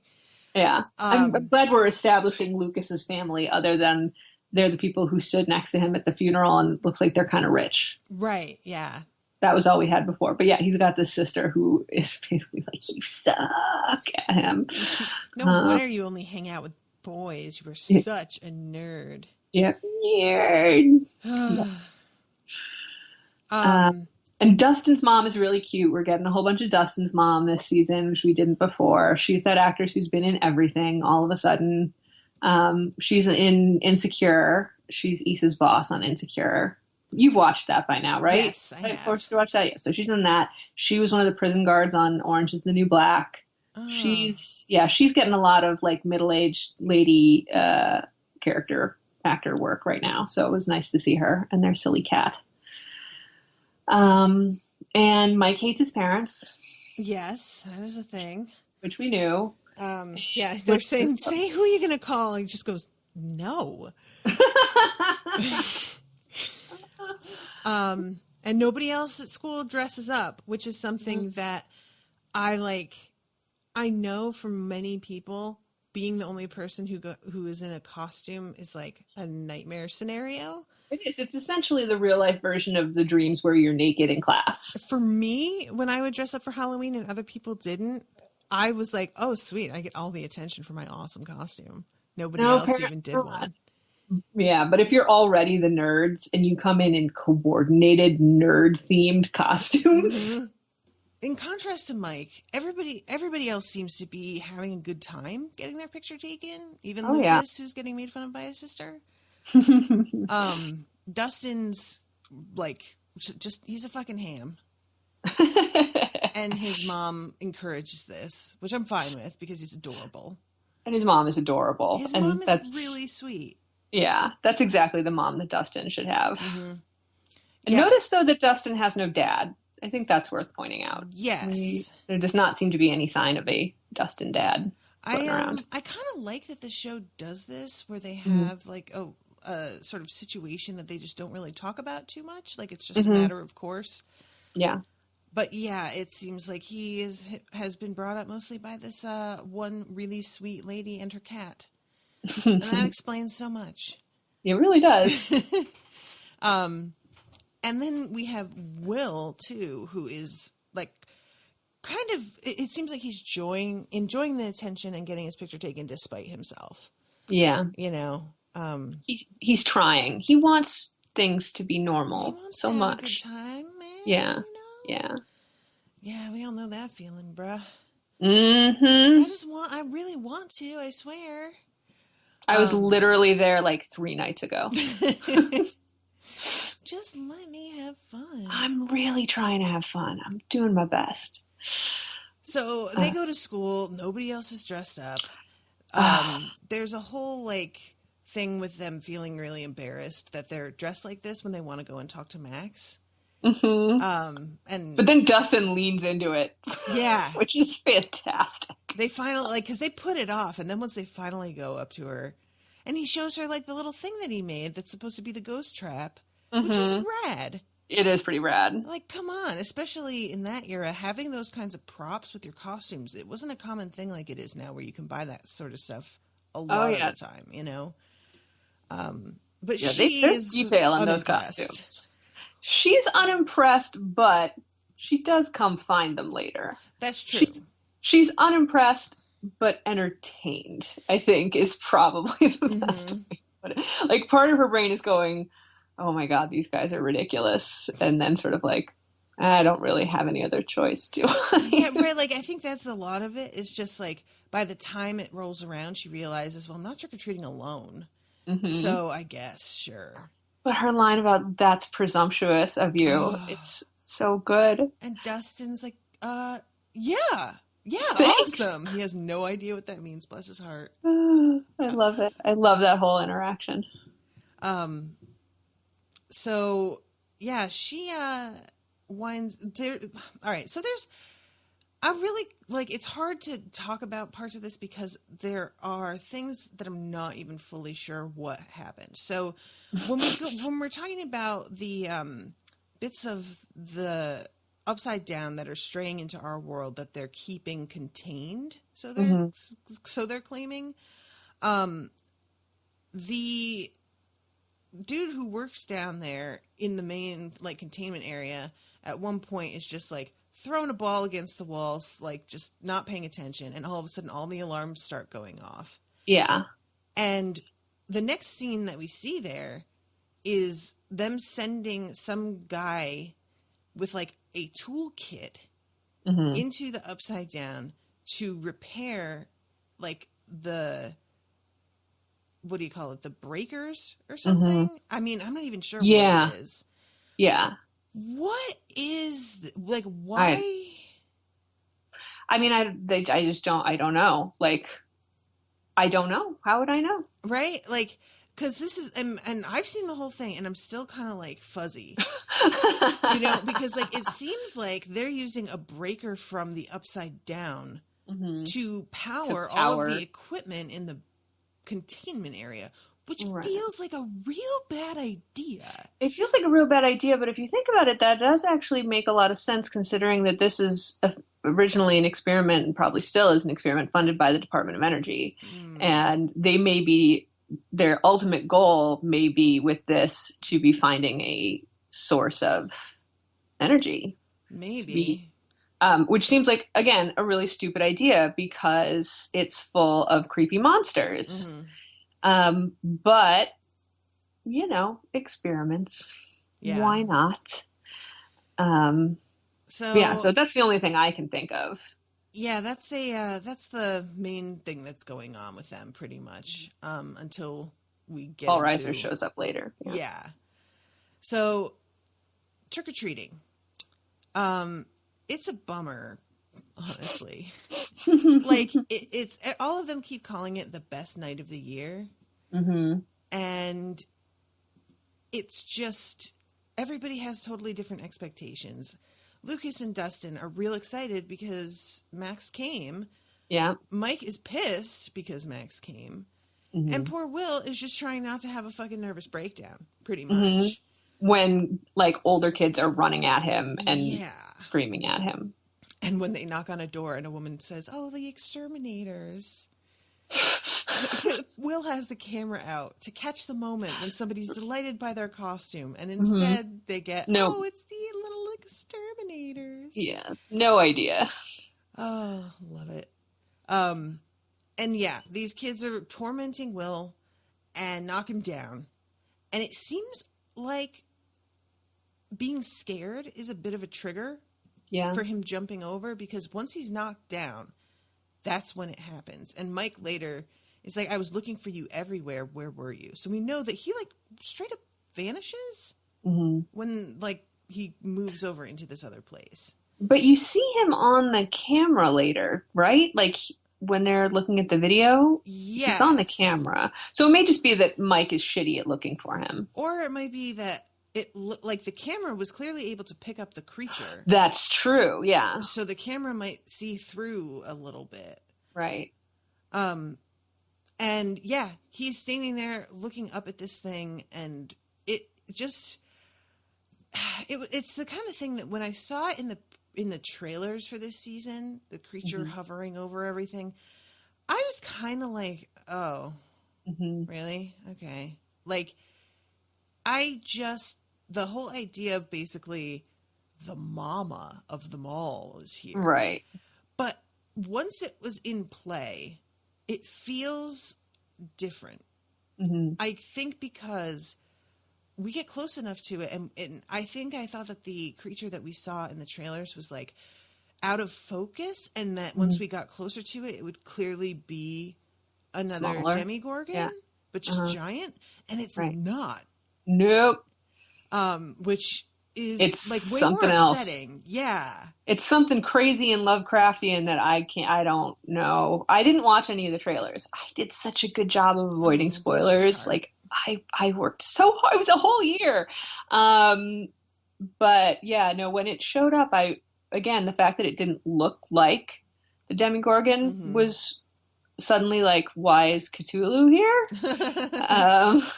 But, we'll see where it goes. I understand why he is terrified, because it is giant. It's the whole sky. Yeah, it's taking over. Wherever it is, it's like, it's in control of everything. And Will manages to jump back before anything goes too badly wrong in this episode. But he's clearly really shaken up, and Mike finally is just like, you know what, I'm having a shitty time anyway, I will take him home, you guys just keep trick-or-treating, whatever, I don't even care. Mike. Yeah. And then this leads to the conversation between the two of them, which we already talked about a lot. Yeah. Which I think it's just so sweet. And I think it's nice that the show like really it acknowledges that like in a group of friends there are just people who sync up more. You can love everybody in your group, but there's just going to be someone that you tend to go to, and you're able to talk about things that the other person doesn't understand as much. And these two just have a connection over what happened this last year that the others. And they also have a connection going back before that, because when they were looking for Will, it was established pretty well a lot of the time that Will was Mike's best friend. Like that this was not that it wasn't also super important to Dustin and Lucas, but like Mike and Will already had the best friend bond that like always happens in a group inevitably. And so, which made him just that much more desperate and that much more committed throughout the entire thing, not to give up to find him. So I like that they're reestablishing that, since we never really got to actually see it at all last season, because Will was gone immediately. Right. And we just had to hear about Mike being like, my best friend's gone. So seeing them sit and be best friends, especially at this age where it's hard for dudes to talk about stuff like this with each other. Yeah, most definitely. I liked seeing that. And it was nice for Mike to be able to get a lot of that out and feel like somebody's hearing him. And even though he's being a brat, like I understand why he's being a brat. He's really traumatized and heartbroken. Yeah, so. I wish, because I was talking to a couple other friends who've been watching this, and they were just so impatient with Mike, like totally just not here for it. And I wish that maybe the show could have done a little more to like really get across, but I don't know what they could have done. I just feel like most of us just didn't want to deal with seeing this. Yeah, it's like, oh, he's staring at the Millennium Falcon. Right, yeah. Because she played with the Millennium Falcon. And I'm watching with my husband, and he's like, you can't throw away the Millennium Falcon, regardless. Oh my God. Owen's sitting next to me going, don't do it, dude. Like, regardless if your girlfriend was able to levitate it or not, do not throw out the Millennium Falcon. That's a keeper. Come on. Oh, you're going to regret it. Oh, no. But yeah, my husband was like, that's just stupid regardless. Yeah, I wonder how much one of those goes for now. Oh, I can't even think about it. Right? They have them in museums. We have a toy museum, like the National Toy Museum here in Rochester. It's awesome. If you guys ever come visit, Owen would lose his mind. There's actually an arcade in the thing with like a million old gate. Like, it's so cool. And they have a whole, like, an old Millennium Falcon and all the old figures and all on display. And yeah, they're in a museum. Mike, do not throw away something that's going to end up in a museum. Just saying. There are moments in shows that I feel like are not meant to, like, give me as much anxiety as they do. and yeah, I fixate on them in this way, and that's one of those things where I'm just like, yeah, I think... don't throw away the Millennium. I'm just like, don't do it, oh God! That's true. Anyway, so let's talk about what went on with, oh my God, Nancy. I kept wanting to call her Jill again. I don't know what that's about. Nancy goes to the party with her boyfriend the way that he asked, and he had asked her to please just let us pretend for tonight that we're just a couple of dumb teenagers and get drunk and have fun at Halloween. Which, honestly, I think he's like right on the money in terms of like his intentions and what might work, if it weren't for the fact that it doesn't seem like she has really talked to him. Not really about how much this shit is fucking her up. Yeah. And again, it's also like they talk about with the anniversary effect sort of thing about PTSD. That's legit. That's really very true. So the fact that this is probably worse for Nancy right now than it has been, so that Steve's gotten used to it just sort of being in the background, but not constant. The closer you get to an anniversary like that, the more it really is there and it's in your head all the time. I definitely have that. And I won't even realize it. And then it'll be the sort of thing where I go and I look at my Facebook memories and I'm like, oh, it's that week. All right. Every year it's like 5 days leading up to a thing. And I'm like, oh yeah. Yeah. So that's where Nancy's at right now. And Steve doesn't understand that. That's something that I have had happen recently. Like, it's weird because the first couple of years it wasn't but recently, the anniversary of my dad's death, I forget that and then all of a sudden I'm like, why am I so fucking down and crying all the time today? Yeah. What is up? Yeah. And yeah, your body just knows somehow. And it's really like not my favorite. Can we know? No. It's terrible. It's terrible. I get one in April, I get one in August, and I hate it and I want them to go away. And I try and remember when they're coming so that I can prepare myself. And sometimes I manage and sometimes I don't. But yeah. They suck. They're terrible. Yeah. And so Nancy is not super into this idea. No. Because Billy, this turd. Oh my God. Well, first, real quick, I want to like mention when she sees that girl from behind that looks like Barb in the library. Yeah. And she's just staring and thinking and sharpening a pencil and gets like, sucked into what's clearly like a vortex of sadness and shame. And her boyfriend has to come up and be like, girl, what are you doing? Huh? What's up? But yeah, Billy shows up at this party, does a keg stand and like beats the record. And which was Steve's record. It was Steve's record. He's taking Steve's place. Yeah. Which Steve doesn't care about, which is the greatest. Yeah.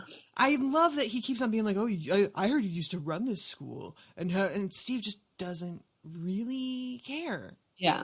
And I sort of love that because I expected this to be a thing where Steve's like fighting back and wanting to get the crown back. And instead he just seems really bored by this guy. He seems annoyed by this guy who won't get out of his face and stop talking about this. Like Steve's sort of like, okay, cool. You're an asshole. Do what you want. Right. And so he's annoyed by it. And Yeah. but it's not like there's a rivalry. It's Steve just being like, what the fuck? What? Fine. Go ahead. Enjoy your keg stand. I'm here with a hot chick. Yeah. Sorry. Like, whatever. I'm doing better than you. My life's happier than yours, clearly. Until what happens in about 15 minutes. Yeah. So Nancy decides to really lean into this just act like drunk teenagers and drinks too much. And mystery punch, which is, you don't know what's fuel. You do not know what's in the never do the mystery punch. It's literally, it's like all alcohol and like a drop of tropical punch. Mm-hmm.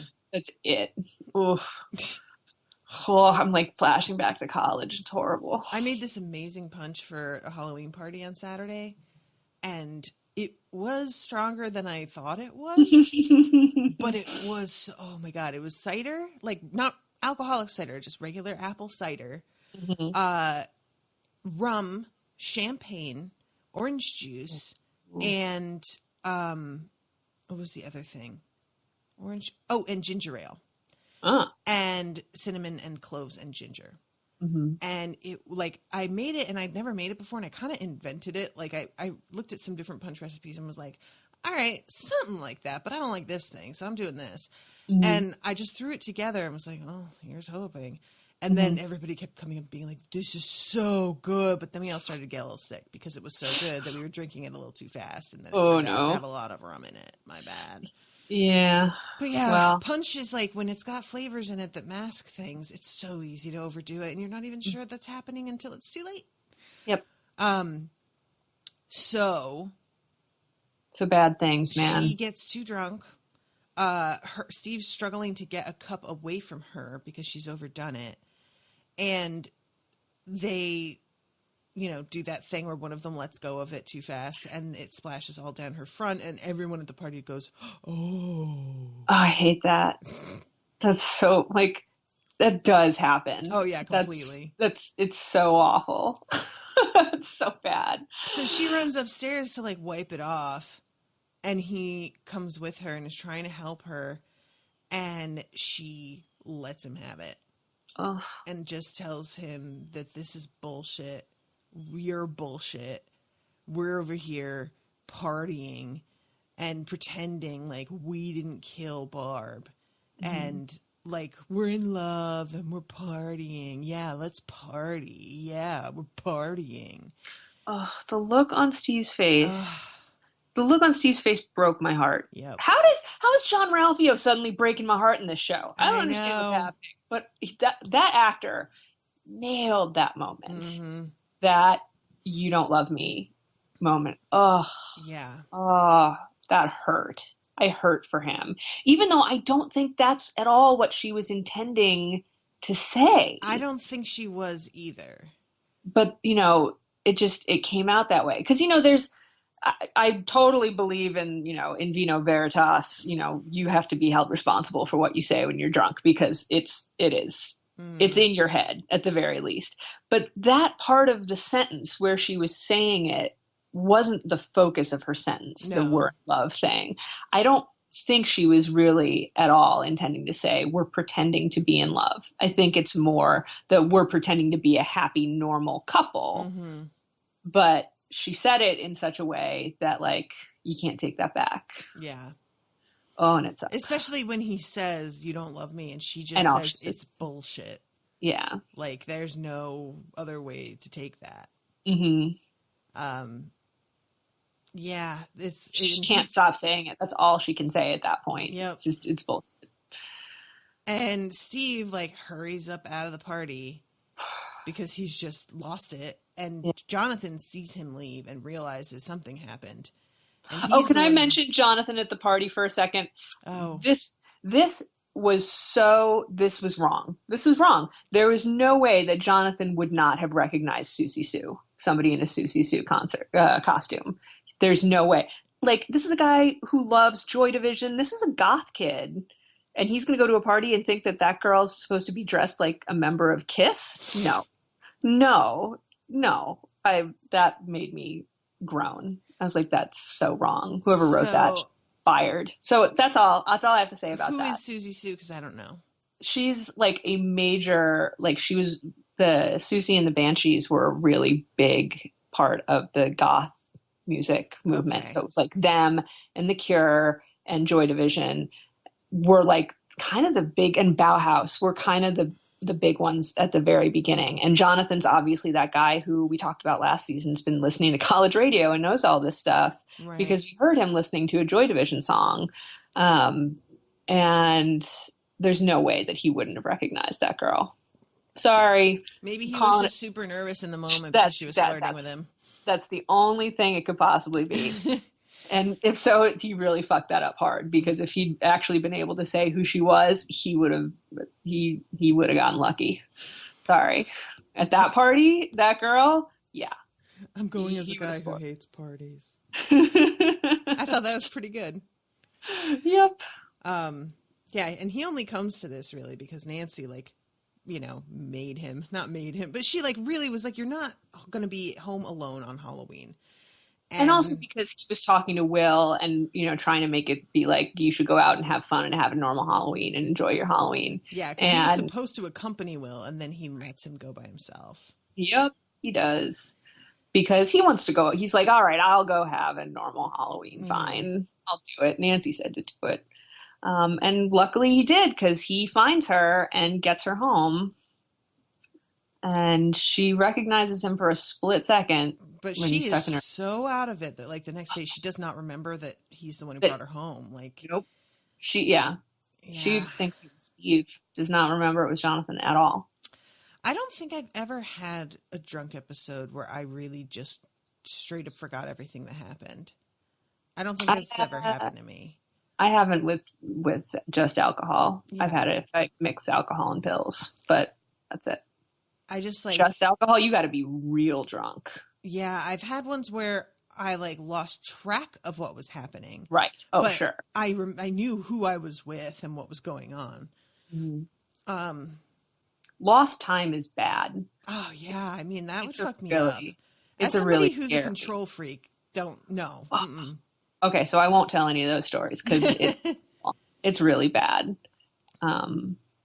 It's just it's kind of the worst. Yeah. To be like, I don't remember this part of my life. Something happened and it's gone. He almost carries her to her room. Yeah. Oh, she's just done. And he takes her boots off for her and tucks her in and everything. And it's actually really cute, except that he looks super worried about her. Yeah. So that's the boys' Halloween and her Halloween. Let's talk about Hopper's Halloween. Okay. Because he has gotten so caught up in investigating what the fuck is going on with these pumpkins that he completely loses track of time. And he had promised that he would be home at 5:00, bringing a ton of candy, and that him and Eleven would watch scary movies and eat candy because she wanted to go trick-or-treating and she thought, I could wear a costume and nobody will actually see me and it'll be fine. And he's like, I really like it's a risk and we don't take risks because risks are stupid. And what are we? And she says, we're not stupid. Yeah. Which I really enjoy. Mm-hmm. This is an interesting kind of thing to me because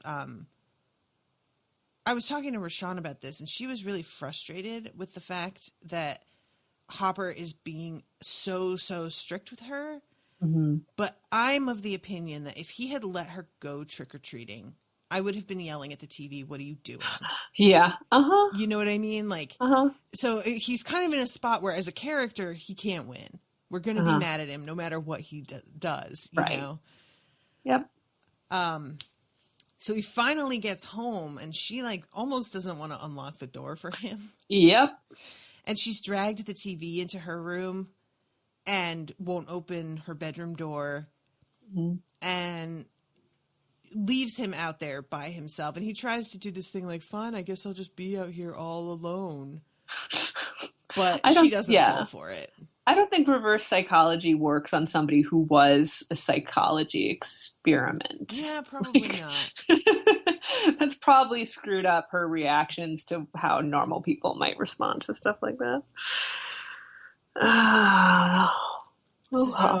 Yes, and for her part, on Halloween, she uses her white noise to go and visit Mike, and comes back and has this really emotional moment where she just breaks down because she misses him so much, and it's super sad. Because she gets so close to him, and it's almost like he sees her, and then he turns off the radio and goes away, and she's just standing there. And she's so good, this actress. It's just crazy. She's amazing. She's the youngest of all of them, too. Is she? Okay. Lucas just turned 16, which is crazy. Oh my God, he looks like a baby. I know. I was going through and looking at stuff to try and do when they all like shoot up in 1 year the way that they do. Yeah, I don't know what they're going to do with Lucas and Dustin because, Dustin will probably stay short because the actor has whatever his genetic abnormality is, so he'll probably stay looking pretty little. But Lucas, I didn't know that he even had one. Yeah, that was the deal with how he didn't have his front teeth, and then they make the joke about how he's got his teeth now. Yeah, the actor's actually he's talked about it and been really open about it. I don't know a lot of the details. He's obviously relatively minorly affected by it compared to the way a lot of other people are, but the main thing has to do with he doesn't have any collarbones. And they're usually missing their teeth or have a cleft palate. It just has something to do with like in utero, how their, bones are formed. Okay. Yeah. And it means that, he's always going to be short. Oh, bless him. Yeah. Well, at least he's adorable. Yeah. So it worked out. Yeah. And now he's, I don't know if it's supposed to be like his teeth grew in or if he got false teeth, but he's very proud of those teeth. Yes. He mentioned those a couple times. I know he mentioned them, but I didn't realize that was why they were focusing on them. So, yeah. Because it was really late for him to be having teeth missing. Yeah. So speaking of him, he goes home and there's a noise in the trash can, and it's the second time that he's heard something coming from the trash can, but he finally goes and looks, and there's something in there. And he smuggles it into his house past his mom, who's like, well, wait, how was it? And he's like, how was what? And she's like, what do you mean, how was what? The best night of the year. And also, why are you acting weird? Are you constipated again? Oh, my God. Oh, she cracks me up. So he finally manages to sneak past her into his room and dump what's in his ghost trap into the tank for his turtle. Yeah, Yertle the turtle. Yes. Who he's like, sorry, Yertle, and just lets him wander around the room, which, I actually know people who've had turtles and just do that. Oh, yeah, me too. They just let their turtles out. It's like, he doesn't really need to be in there. He probably doesn't even want to be in there. So, yeah, he dumps this thing out into this little terrarium. And it's gross. And immediately runs for shade. He is super taken with it and is like, oh, you're pretty cute, you know that? And I'm like, no, he's not cute. He's horrifying.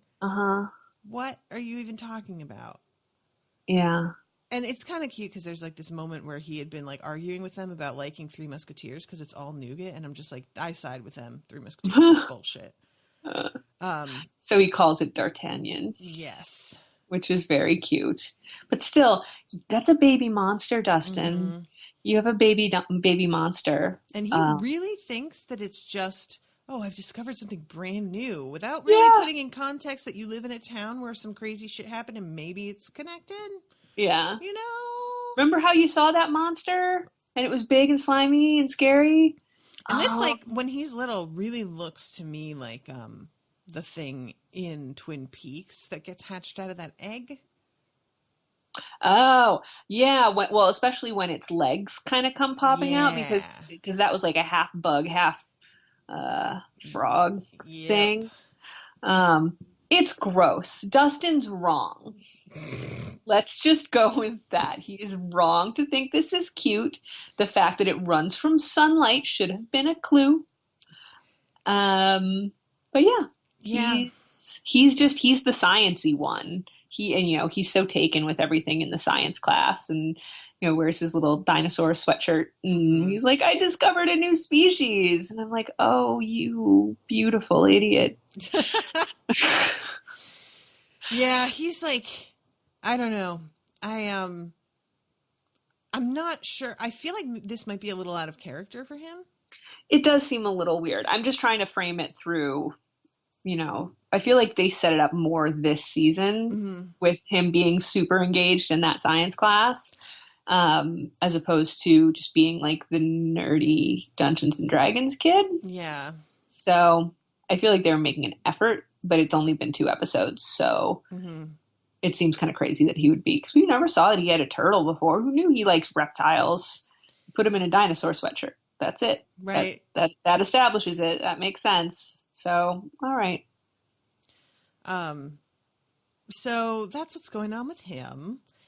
And 11 has not forgiven Hopper for missing Halloween. And in the morning, the only thing that manages to convince her to come out and sit at the table is having a giant stack of Eggos with like candy and whipped cream on. Like, it looks god awful. He put candy corn and Hershey Kisses. Whoa, that's too much. Too much. It's just like looking at it is making me mad. And he seems to see it as a victory that he got her to come out, but she is clearly still upset about it. And doesn't smile when he's joking around with her. And finally,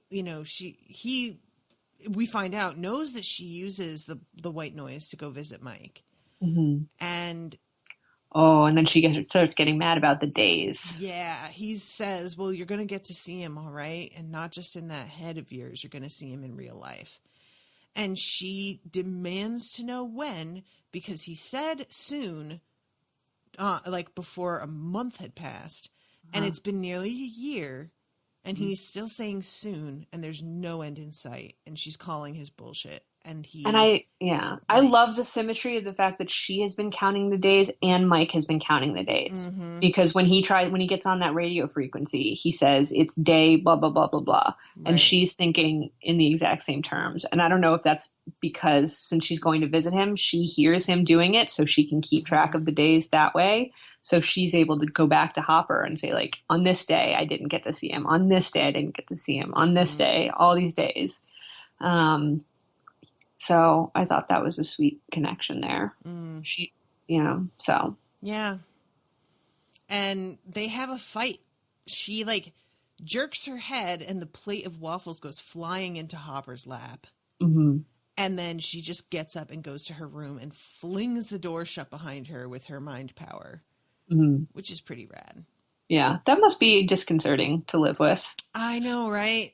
Yeah. A kid that can have a tantrum and it's just a whole other level. Shit just goes flying around. And yeah, that's kind of like, where that ends for them at the moment. I forgot to mention that Bob and Joyce have a sweet Halloween slow dancing. Yeah, and he talks about them going somewhere else. And he's really trying to be careful about it. Once he realizes that she's had this he's like, never mind. Nope, don't want to fuck this up. It's fine. Yep. It's cool. But yeah, there's a moment where she's saying that she just can't seem to function when Will is away from her because she's just so worried. Yeah. So he stays over that night.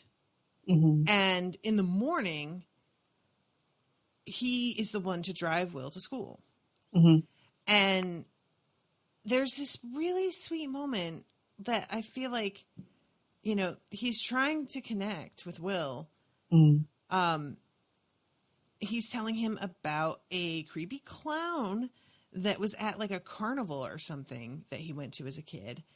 And it got in his head and he kept having nightmares over and over again for a month.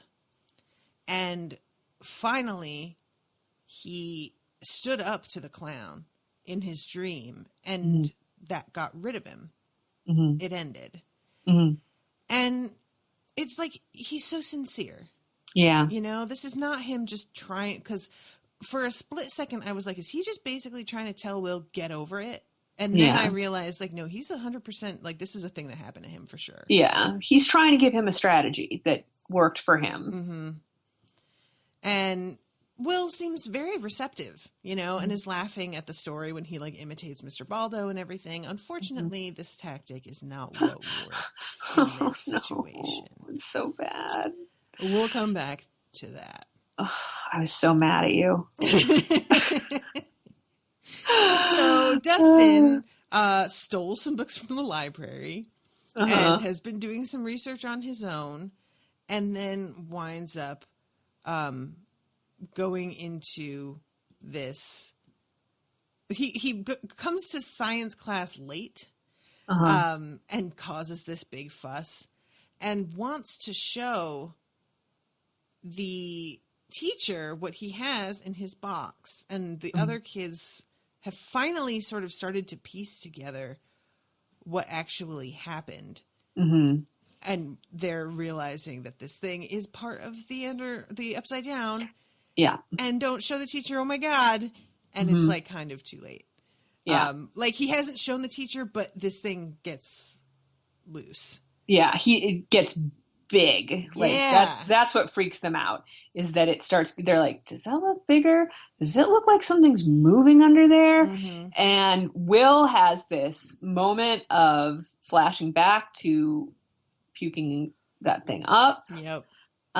Which, and he doesn't actually tell them that he puked it up, because how do you fucking say that to somebody? No. And I think he must have had to try and like put it out of his mind and, you know, think of it as part of this whole nightmare scenario. The doctors have been trying to convince him this is just PTSD. Mm-hmm. So that didn't really happen. He didn't really puke up a monster. Come on now. And then he's like, oh, remember when I puked up that monster and thought it was a dream? Oh, fuck. Surprise. But of course, he doesn't tell them. Yeah. So it grows a leg and runs away. It grows two legs. They pop out on each side. Each side. Yeah. Yeah, and it flees. And meanwhile, poor Max, who's been like invited to hang out with the group, is not allowed in the room while they're looking at it, and doesn't like. She's being included a bit when they need her, but not actually told anything. And she's getting really fucking tired of this. Yeah. And when we go back to Joyce and Bob, he had taken a lunch break with her and told her what he saw on the tape of the kids like bullying Will. Mm-hmm. And she decides to watch it for herself. She has to call him to figure out how to use the tape, because it's one of those weird ones that you have to put inside another tape to get it to work. And when Will gets like bullied and falls down, she pauses and she sees something on the screen that's really weird. Right. And goes like and static grabs, almost. Yeah. And goes and grabs a piece of paper and does a like what do you call it? Is it a stencil? Kind of? Yeah, maybe? Basically. She traces around it. She traces. That's the word I want, tracing. And yeah, she's able to put together that what she's seeing in the static on the screen is what Will drew and claimed was just for a story. Mm-hmm. And she realizes that this is really happening. This isn't something that he's having flashbacks or memories or anything. He drew something that actually happened to him, and she starts to flip out. Yeah, this is her lights on the wall moment for this season. Yep. The crazy eyes are back. I wonder if it gets tiring for her to have to play this role all the time. Just constantly have her eyes darting back and forth, right? In panic and terror. Those muscles must start to hurt after a while. Sorry, guys, I hit my mic right there. So, yeah, she has figured out that this is something that's really happening. And that's kind of where her story ends this episode, is her figuring this out. And until, you know, they have this moment later with Will.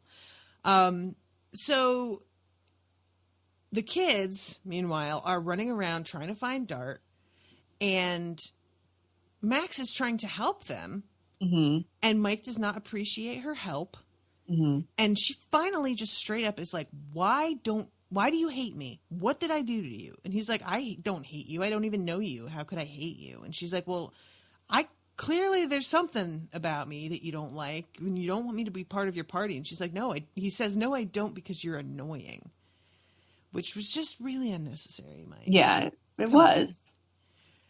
And she convinces him that she could be the Zoomer in their party. Right, because he says, we already have all these people in our party. He mentions 11. And she's like, who's Elle? And he's like, just somebody who, moved away or whatever. Yeah, she's the mage. Yeah. Dustin is the bard. Can't remember who the healer is. But yeah, it's all framed as a D&D thing. And then she starts skateboarding and trying to impress him. And he seems to almost like warm to her a little bit. Right.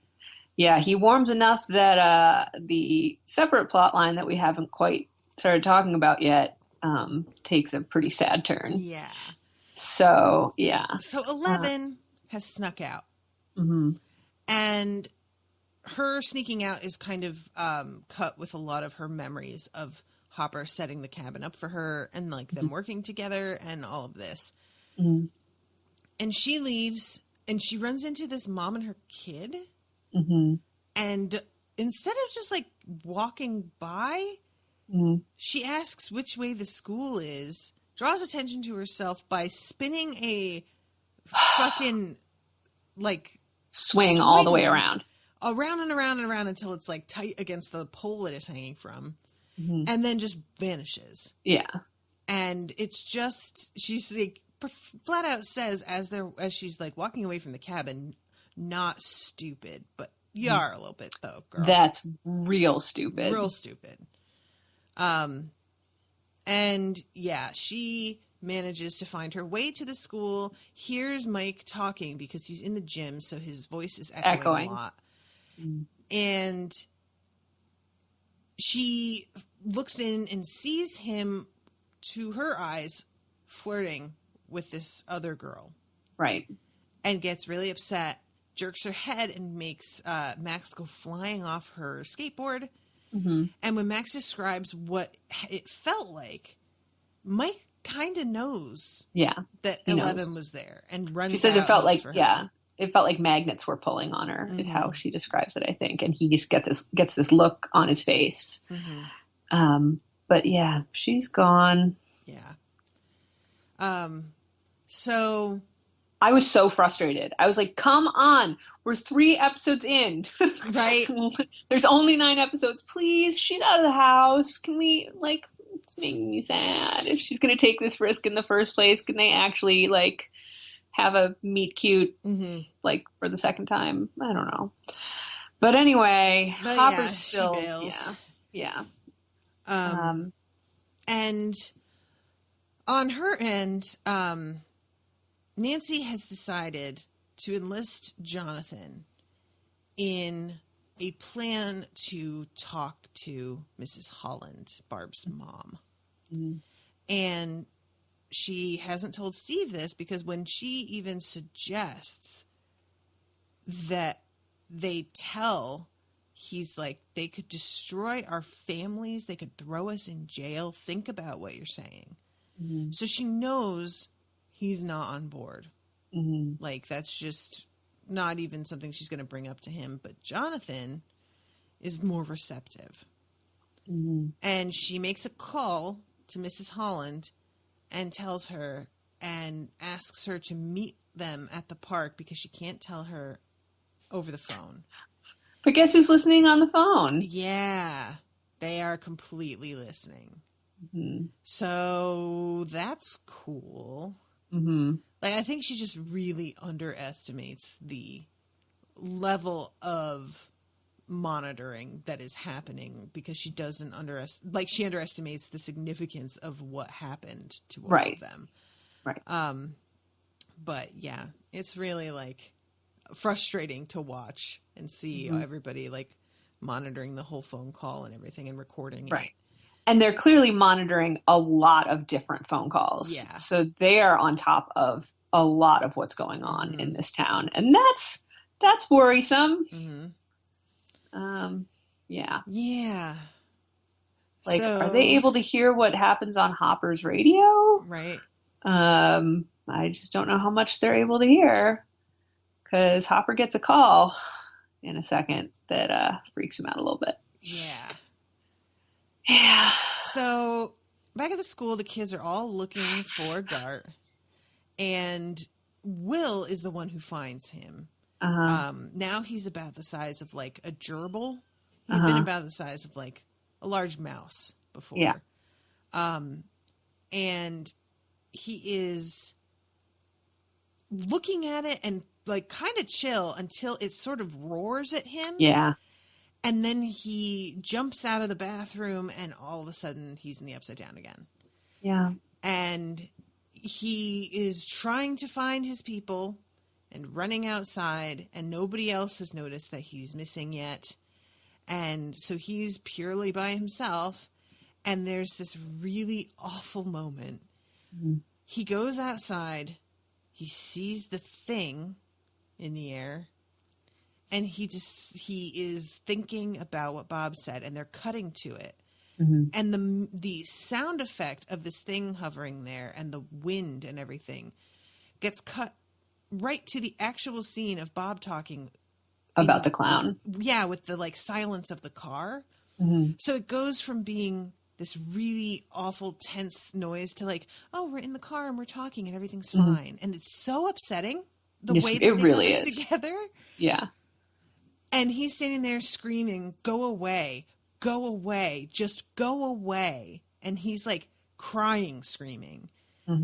And this thing reaches one of its tendrils up and just goes shooting right into his mouth. It's like it turns into like a cyclone that encircles Will, and then tendrils from the cyclone around him go into his mouth, into his nose, into his ears, into his eyes, every orifice on his head.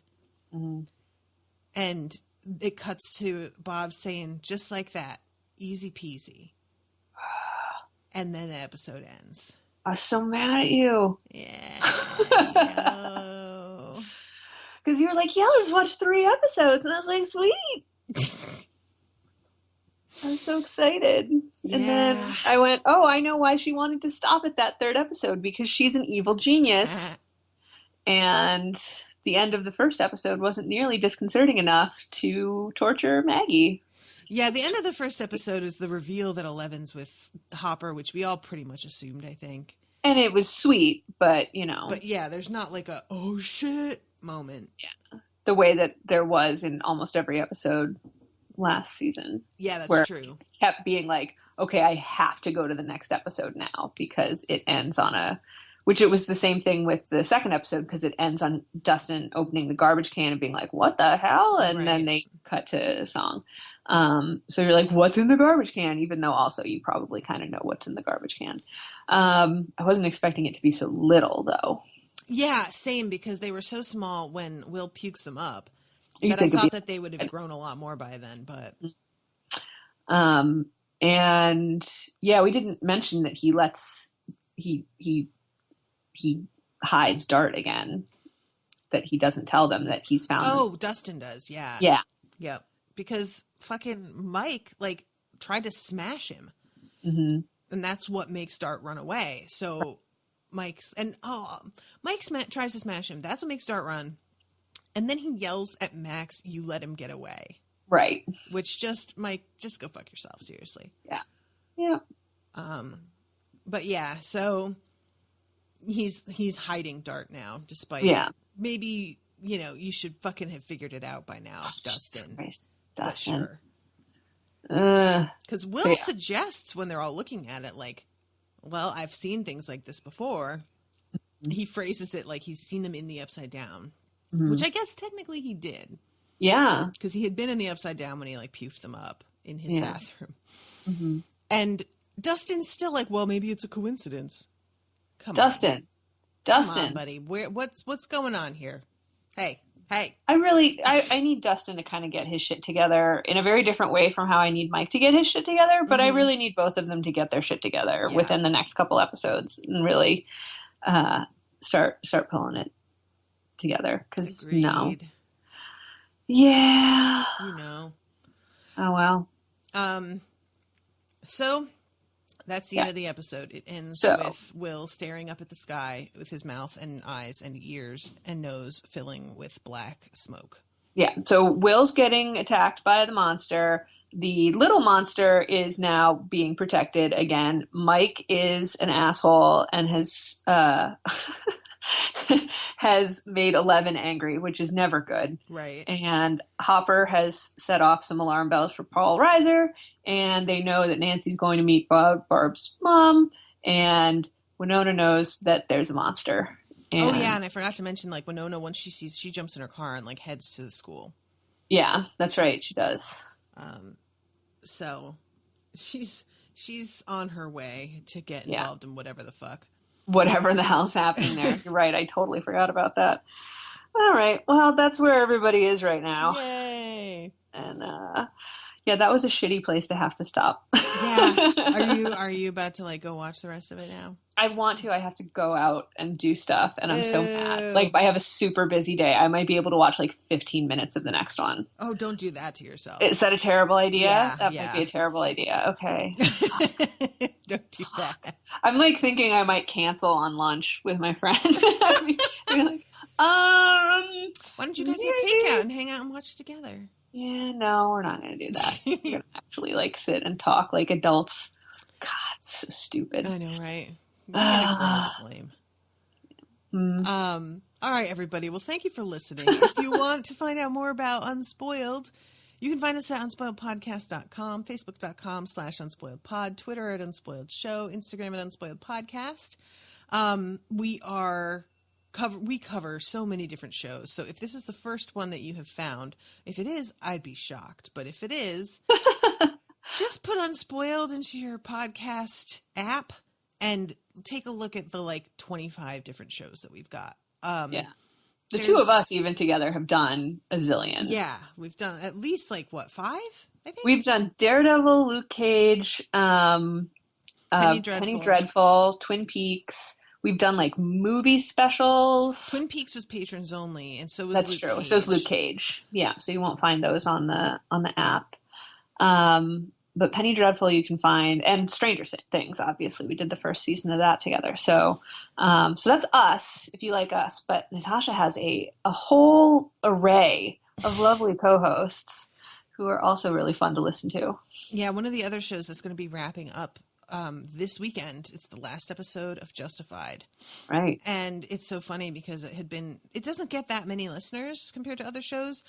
And I was sort of like, all right, well, I think I'm ready for the show to wrap up. And then the final season was so fucking good. Oh, man. That now I'm like, why is it over, though? Like, It's really rare for a show to pull out an amazing final season. And they really did.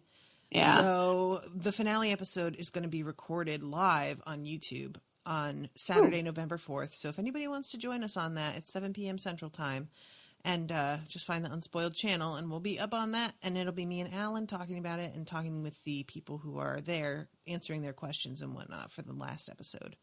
Very cool. So that's that event. All right. Well, is there anything you want to add, ma'am? Nope, that's about it.